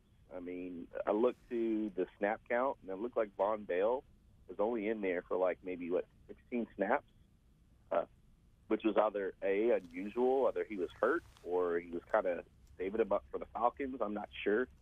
I don't know what you guys have to kind of say about that, but and I think the last thing I'll say is that I'm seeing from the Saints that kind of sets them aside from other teams is that the Saints are a team that they've hit on the right players in free agency in the draft. But I think what separates us from the other teams, or what makes the other teams so great, is their depth. And I think this year in the draft, we should be just looking to add depth, quality depth. Cal's good against the run, but, he's a liability in pass coverage. And, again, Kenny Vaccaro, he's good, nothing around the line of scrimmage and blitzing and sacking the quarterback and getting good against the run. But he's literally Roman Harper, a mirror image of Roman Harper, from the gray hair to his tackling and his coverage of tight ends. But I'll take the rest of this, let you guys ponder that off the air. All right, hey, Josh, appreciate the phone call as always. I think we do know that the Saints and Kenny Vaccaro in coverage is probably not optimal. And if the Saints probably want to look for something next year, and Jeff, you said it earlier in the show where we're just talking about, what could be their needs going forward. I think they would like to get another cornerback in there and have in coverage corners as opposed to safeties covering. And, yeah, you didn't see as much three safety looks yesterday. I think maybe that's because the Jets tried to run the ball a good bit, and you didn't need three safeties in there against the run. You play more three linebackers, and so that's probably part of it. I bet you Von Bell gets back into the game when they try to go three safeties and try to do that possibly against the Falcons. Yeah, I think it's more indicative of how the Saints were going to defend the Jets. They were matching up personnel-wise, and they weren't in a ton of three safety looks like they normally are. And that's just probably more of a base personnel look, and Von Bell is the odd man out in those base personnel looks. So just reflective of the game plan to kind of match up your personnel. Right. Let's take a break right here on the show. When we get back, let's hear from Teron Armstead. Had a chance to catch up with him. We could also hear from Ken Crawley as I chatted with him after the Saints' 31-19 win over the Jets. Also later on in the show, Mark Ingram. Look, he hit the 1,000-yard mark once again. Of course, he propelled the Saints early on with that big screen pass, so we'll hear from Mark Ingram as well coming up later on in the show. So come on back. Sports 1280, NOLA.com, and the iHeartRadio app. We're Dunc and Holder.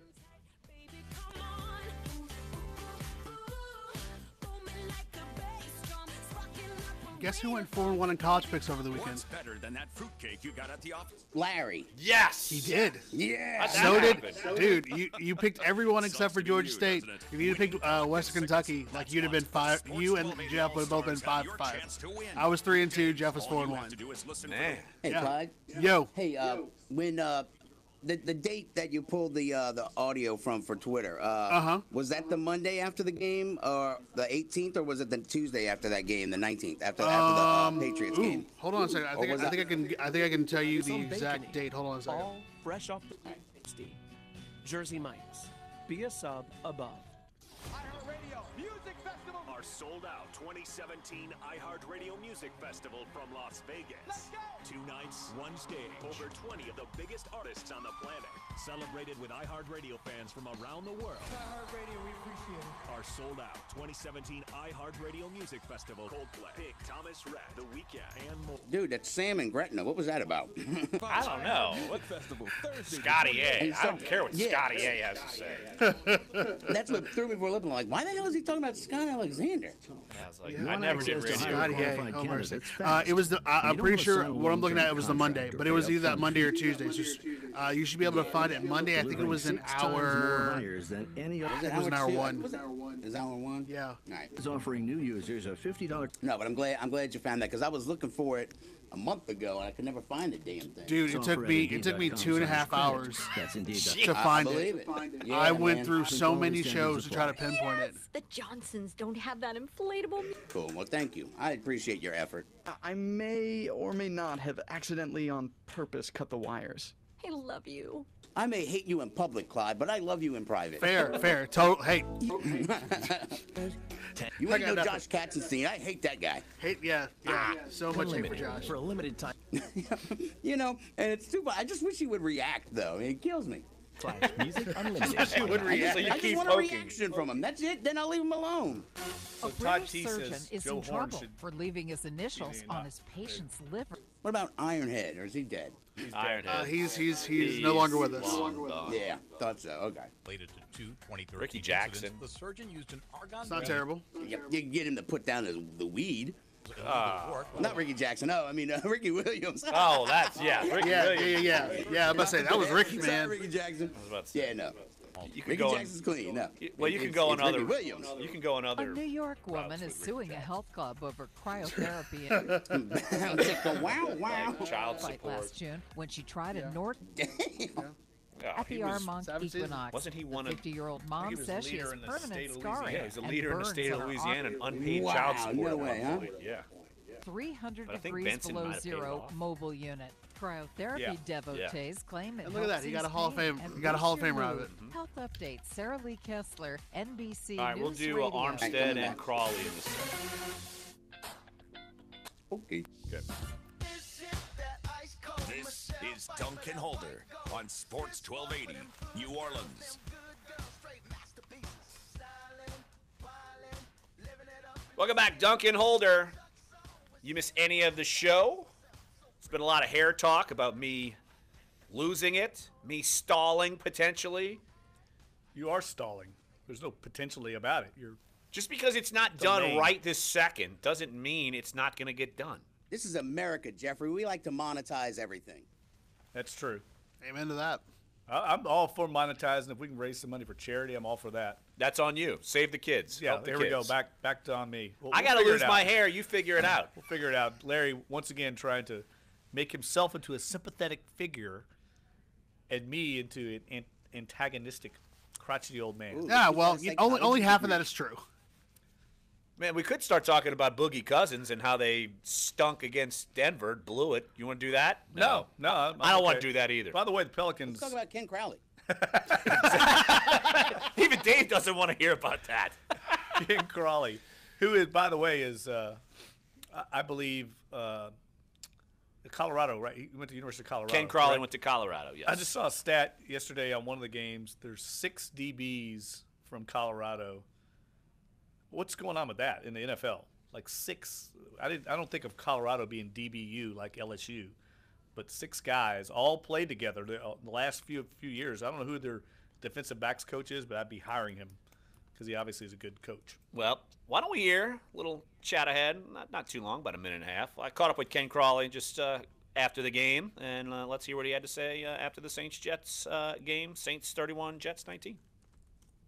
Another kind of wild, crazy back-and-forth game, and you guys typically seem to get the win. We got a Jerry in New Orleans. Jerry, New Orleans. Big key for you guys to kind of maintain composure and hang on in some of these close kind of back-and-forth games. You just gotta, like you said, keep our composure, just play our game, not lose focus, not lose sight of what we came in the game to do. It's gonna be those calls. We know we're gonna get those calls. We just gotta play smarter, do the right things, and just play our game. As far as defensively, look, I mean, obviously, offense had some turnovers, untimely turnovers, and you guys were kind of able to hold it together. How important was that for you guys to be able to do that? Every game we come in the game and say we're gonna win the game for us. We don't worry about what they do over there. We just got to worry about what we doing, and our job is to. We got David in Vegas now too. As points as possible, or even no points, and this game is like it's gonna be a game we learn a lot from, because we got to be better down the stretch in the playoffs also. But it seems like you guys, you've had tight games, and there have been spots in games where you could have lost, and yet it seems like the vast majority of the time you guys are still able to win. What's kind of been a big key for you guys to maintain and win these types of games? 10 seconds. Just settling down and just knowing what we got to do. Just playing smart ball, and that's basically it. Good. And Ken mentioned being smarter. I think he knows in and of himself he's got to do that. You can't get an unsportsmanlike conduct penalty, and it wasn't something egregious, but you got to be smarter than that, and that's something that I know Sean Payton is probably going to flip his lid over, because it wasn't just you're trying to make a play. You're basically just trying to kind of show up a guy, and you can't have that. Yeah, that one seemed a little ticky-tack to me. I agree.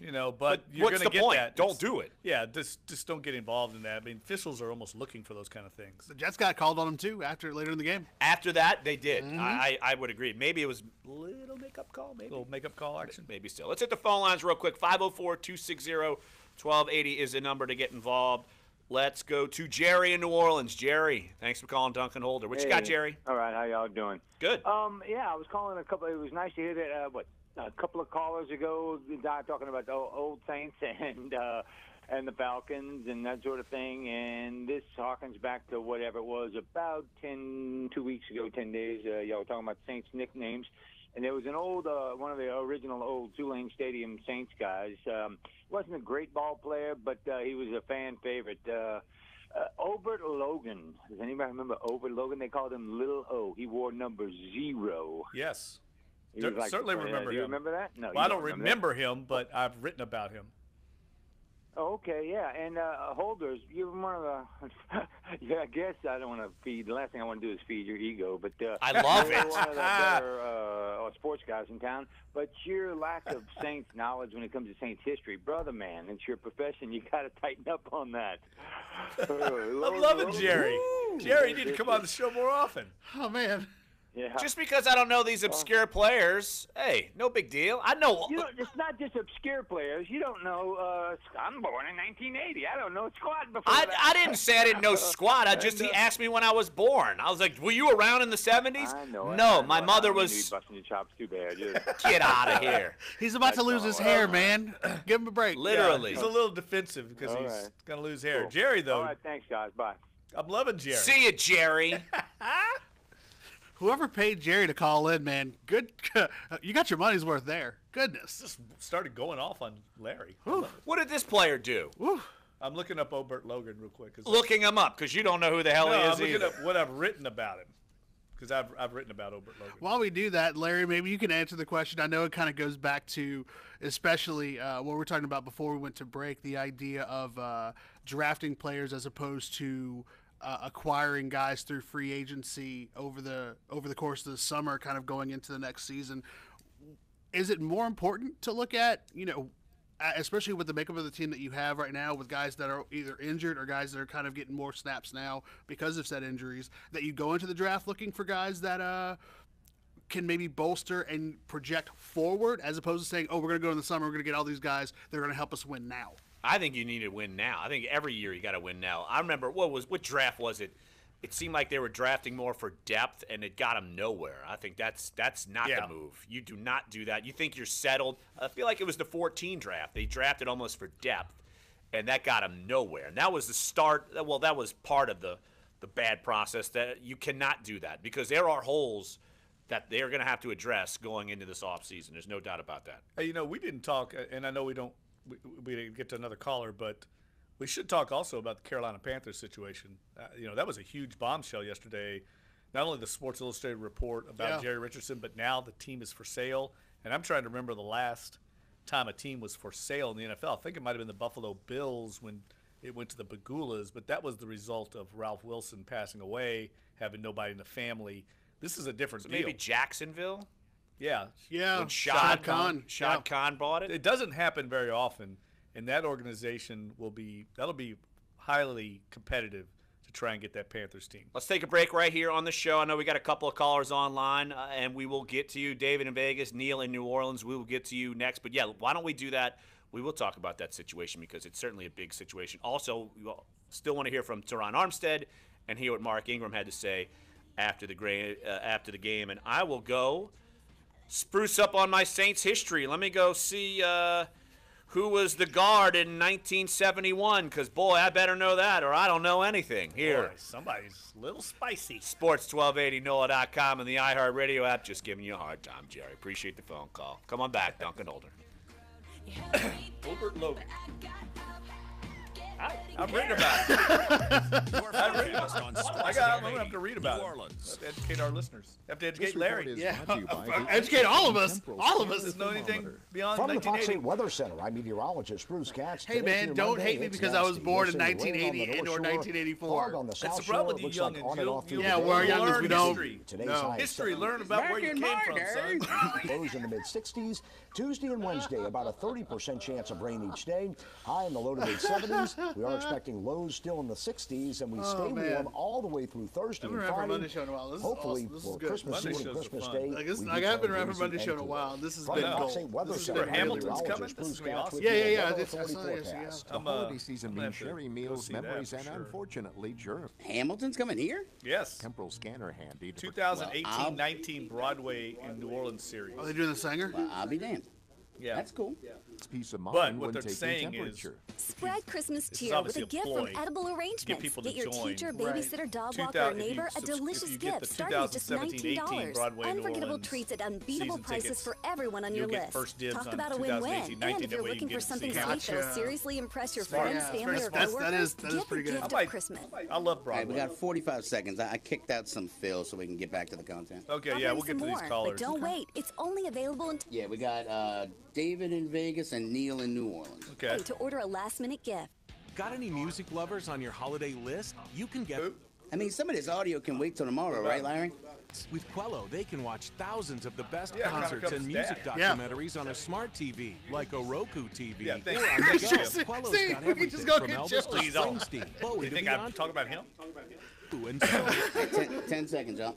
can give the perfect gift they'll use all year long. Go to QELLO.com/gift and give the gift music lovers really want.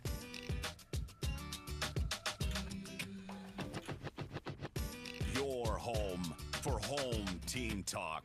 Sports 1280 New Orleans. Welcome back, and before we get on to the new callers, let me just point out real quick. Obert Logan was a part of the original 1967 team. He was a 5'10", 180-pound safety from Trinity College in Texas. Started safety.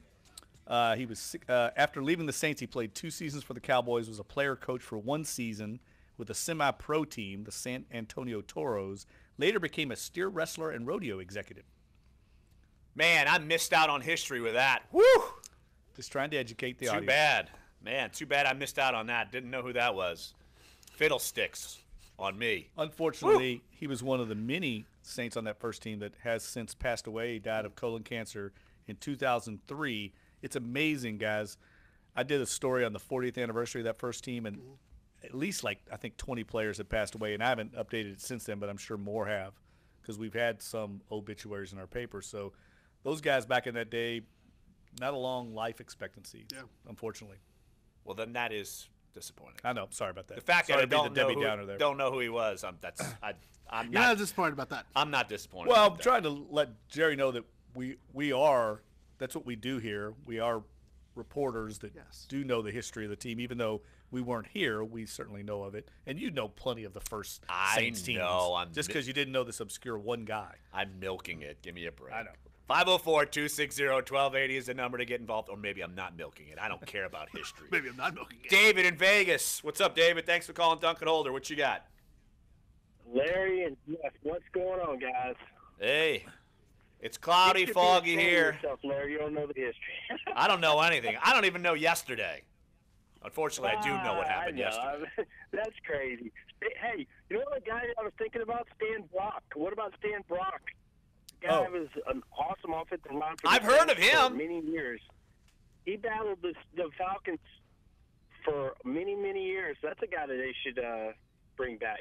Yeah, that's a good call. Stan Brock is easily one of the greatest all-time Saints, and also one of the funniest guys that I've covered over there. I didn't cover him, but like gotten to know him since then. He has a annual fishing tournament down in Grand Isle. Comes back for that every year. Does it for charity. He's a great guy. Really, really funny dude. Absolutely, he was, like you said, great, and he was solid on our offensive line for many, many years.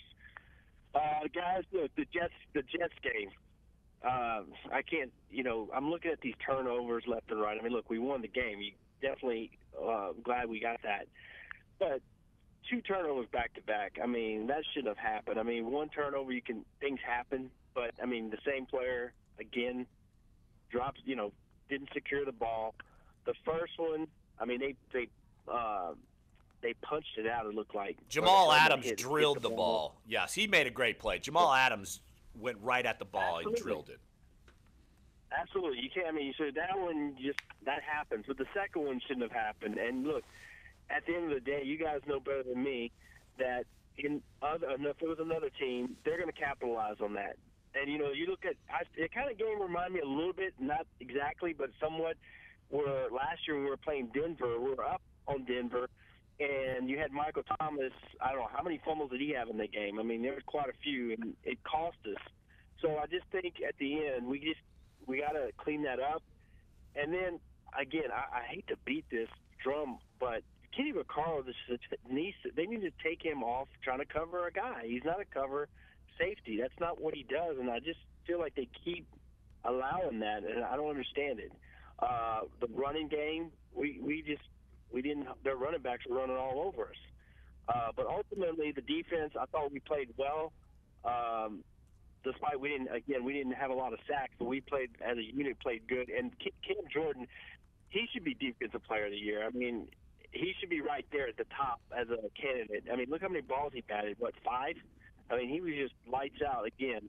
So anyway, I'm going to be at the game this weekend. Looking forward to it. The Who Dat Nation, we're going to take out the Falcons. There you go, David. All right, David in Vegas. Appreciate the phone call, as always. And I will say, though, that the Saints' run defense struggled early. I do think they tightened it up as the game went along. But that's part of it, is that they're dealing with injuries on that defensive front. Trey Hendrickson missed the game. We obviously know Alex Okafor is out for the season. We saw Haley Kikaha play a little more, but you don't particularly like him playing against the run. But they tightened up, and they were able to get big stops. And I keep saying it because it's true. I mean, without the defense being able to stop the Jets after some of those turnovers, if they couldn't have made those stops, this could have been a different result. But I mean, who on the Jets really scares you offensively? I mean, they don't have anybody on the perimeter. I think their best receiver is Anderson, right? Robbie Anderson, right. I mean, that's your number one receiver. They don't scare you, but here's Saints fan psyche.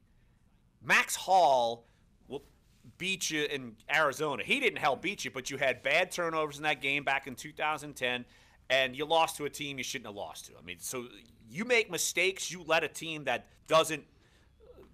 you don't fear, you let them in the game, and as cliche as it is, they get paid too. They're professionals too. Sometimes they can make plays. But I just never felt like it got to that point yesterday. They never even got behind.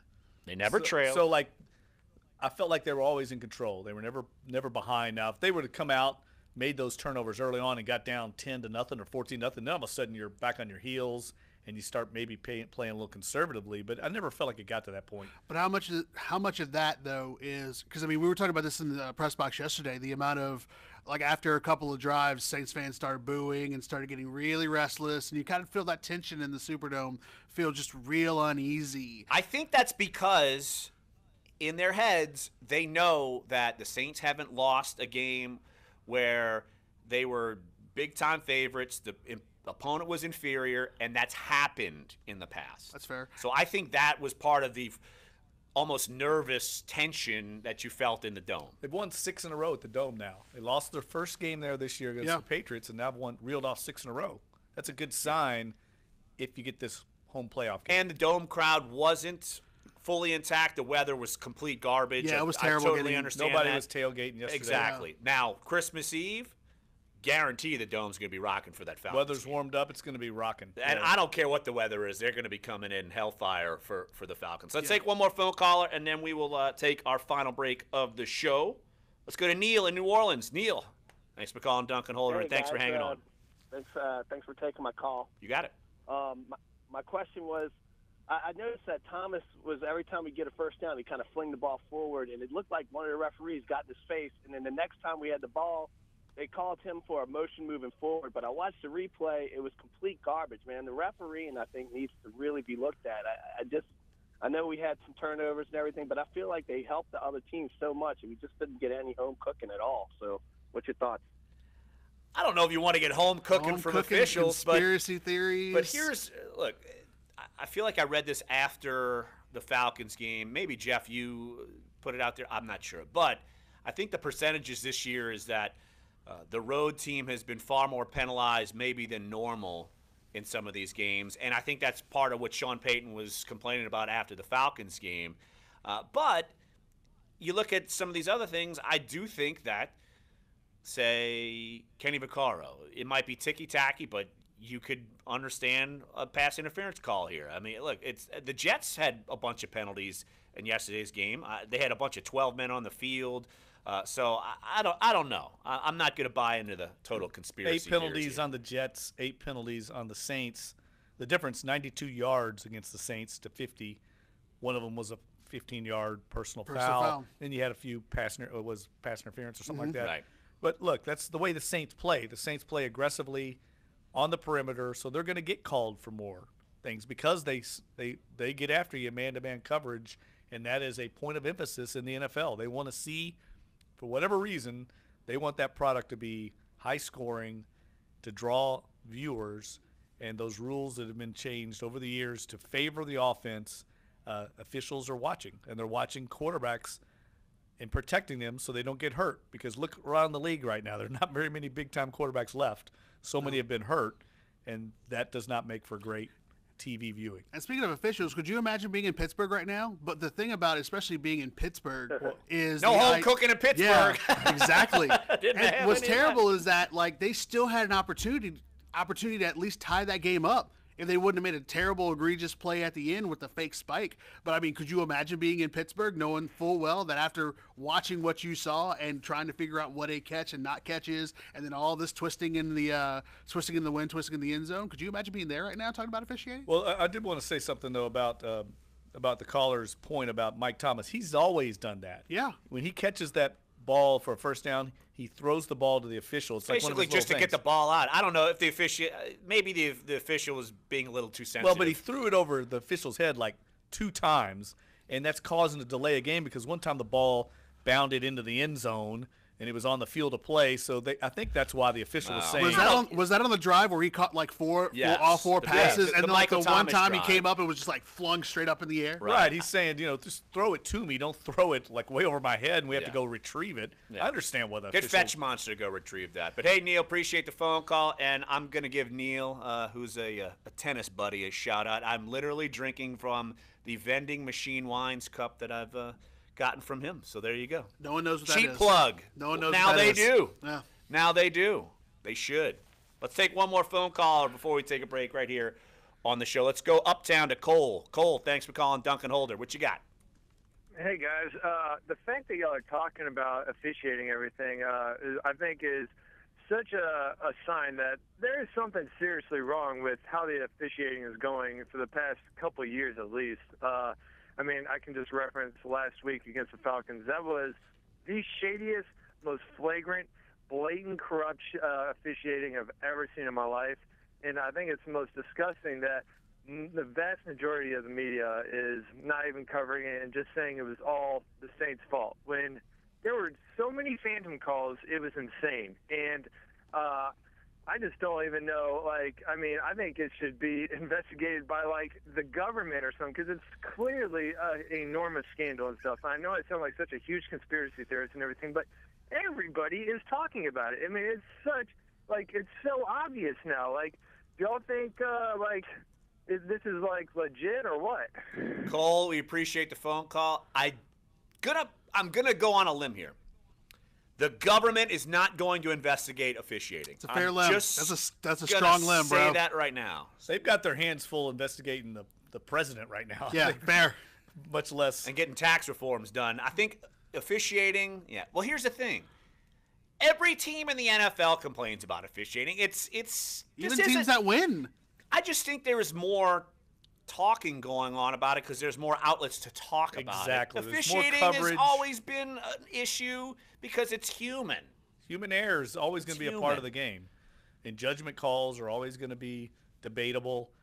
Personally, I just feel like the catch rule, I know that I'm not the first one to complain about it, but, I mean, it's just ridiculous that that's not considered a catch. Be expecting rule changes this summer. Like, I mean, it's going to come. There's going to be some kind of come together between the owners and the competition committee about having a hard, fast rule to where a play like last night does not happen again. It's common sense. He caught the ball. He caught the ball. I mean, there's no doubt. He broke the plane, and if a runner does that, it's a touchdown. It's a touchdown. Well, the Lance Moore 2-point conversion in the Super Bowl would not be a catch anymore. That's right.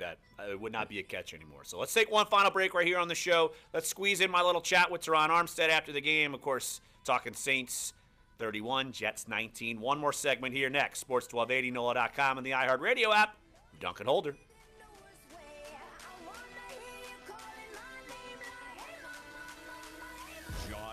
My buddy who called this is his wine. Oh, that's cool. The Pelicans. That's awesome. Yeah, and I played mixed doubles with him. Hornets. That would be something. These are his wines. Tickets. Yeah. I know what you meant. No, not Hornets tickets. Pelicans double tickets. Josh Innes. Yeah. Afternoons, noon until Got 2. any music lovers on your holiday list? Yeah. You can get them the perfect And gift in less than a minute. Quello Concerts. With Quello, they can watch thousands of the best concerts and music documentaries on a smart TV, like a Roku TV, or on the go. They sell it around here. It's in restaurants. Hey, Larry, if you want to just hold on to some of this audio because the phone's ringing again. You can give the perfect. Yeah, we could do that. All right. Yeah, I mean, we got all week, you know. Nah, that's true. We could play some of it tomorrow. The gift music I mean, we only got really 2 want. bites left. But Yes! we'll the see. Johnsons Yeah, I'll just go to don't the have callers. that inflatable Sorry, musical Dave. snowman switched on tonight. Yeah, I may or may not have accidentally one of the officials cut the was wires. Sarah Thomas. I love you. The female Alexa, official from play Mississippi. holiday She used to play for the Jets, so it was rigged. Anybody look up Ronald Corbett's background? One for every moment. Amazon Music Unlimited. For a limited time only, sign up today and receive every week the league's gonna have like a packet. Amazon.com. All the referees. Government is going to investigate the Saints Falcons game. As soon as we went to the government, I was like, oh man. The FBI. Data limits. Watch one Like you had me until government, and I was like, dang it. He did not have me. I think Neil had money on the Saints. But with Simple Mobile, Also accurate. there are no limits on your data or I didn't unexpected realize I had to overages. recognize Simple his voice. Mobile gives you truly unlimited high-speed data He listens all. with nationwide coverage on a lightning-fast 4G LTE network. All for just $45 a month with auto re-up and with no contract. The choice is yours. Data overages you don't see coming, or unlimited data for everything you actually want to see. You can keep it complicated, or you can mobile simple with Simple Mobile. Available nationwide at Best Buy, Simple Mobile. All right, 30 seconds. Okay. We got calls or no? DVD quality. No. Okay. Liar. But we had one. Yeah, I get the biggest radio pet peeve I have is when callers call up and they're like, I don't want to go on the air, but here's 3 keys to the game. I'm like, please hold. Yeah. Download the McDonald's. I got you. Like, why are you telling me? I'm Why the you call just- screener, not That's the the whole host. point. I'll get any soft Right. drink or sweet tea for just $1 anytime at McDonald's. Limited time. Participation may vary. See mcdapp.com for details. McDonald's. I'm loving it. Dunc and Holder now. Josh Innes next at noon on Sports 1280, New Orleans.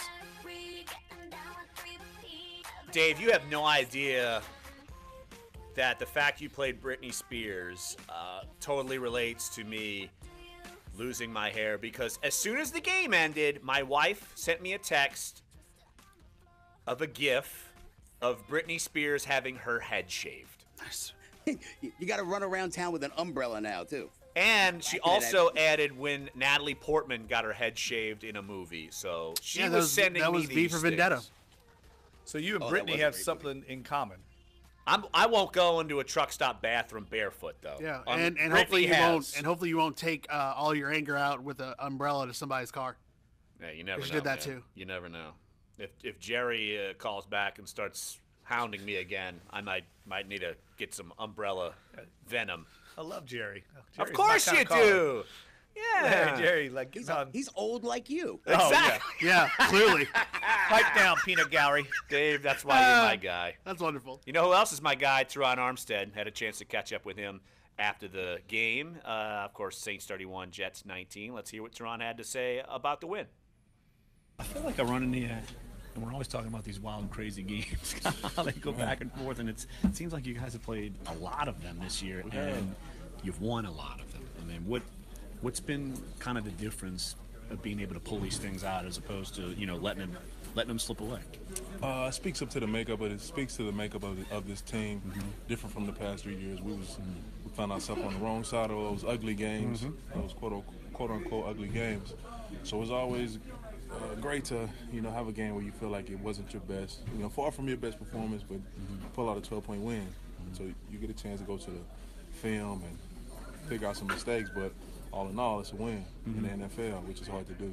And specifically at this point in the season, I mean, this team needs every win because there were so many good teams. I mean, how important is it that you guys got this done today? We needed it. It was the biggest game of the season.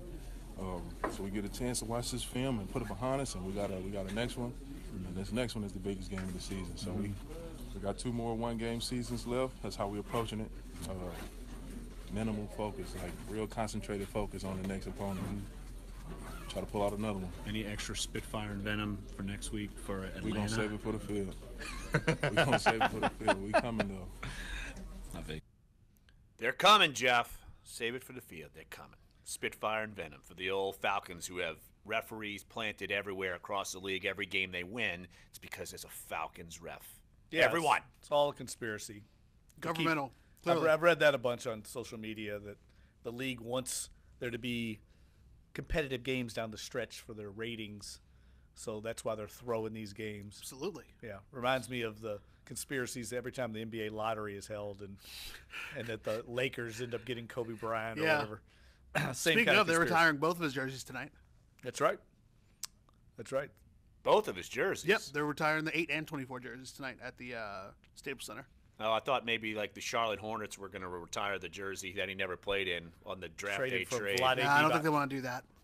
They want to cry themselves to sleep. Don't think they want to do that. No, absolutely not. But look, after this game, 2 games left. We know the Falcons game. We know the Bucs game. And I think the general theme in the locker room, Jeff, I'm sure, I would assume you'd agree with me that they know that they need every win. And regardless of how you win, they need them all. And even though they lost to Atlanta, they lost to the Rams, they're still able to be in the hunt, and knowing that they haven't played their best football, that they can improve and be a more viable team as far as beating those teams that are either even with them or a little better than them in the standings. Yeah, I think tonight everybody should watch that Bucs-Falcons game, because I think you're going to get a real good read on if the Bucs are still fighting or not. If they lay down in this game, the Falcons roll, then the Bucs go to Carolina next week, and then they close the season against the Saints, you're probably not going to count on the Bucs to pull off an upset and be a spoiler if they lose tonight. 1 minute. And then the Panthers play the Bucs next at week. home, and then they have the Falcons close out on the road. Right. They're all playing each other. That's what Sean Payton said yesterday. We're in a round-robin tournament here. That's kind of what's going on. And how much does it help that the Saints have the Saints go in knowing that every game matters? Like they have someone on their back, as opposed to saying, "Oh, we've had the playoffs wrapped up since week 10." I think that's key, and I think that's one of the reasons why they were still able to gut out this win, because you could have said, "Oh, we'll play for another day." They can't afford to play for another day. So 30. Great show today. We'll be back here tomorrow, of course. If you missed any of it, sports1280.com, NOLA.com, iTunes, SoundCloud, and YouTube page. Still got hair. I'll have hair tomorrow. I won't have hair by the time the playoffs start. I'm just saying that. No more grief. No more. Hair today, gone tomorrow. Oh, God. Hair today, gone maybe by 2 weeks. And even Dave's giving you crap. Dunc and Holder, see you tomorrow.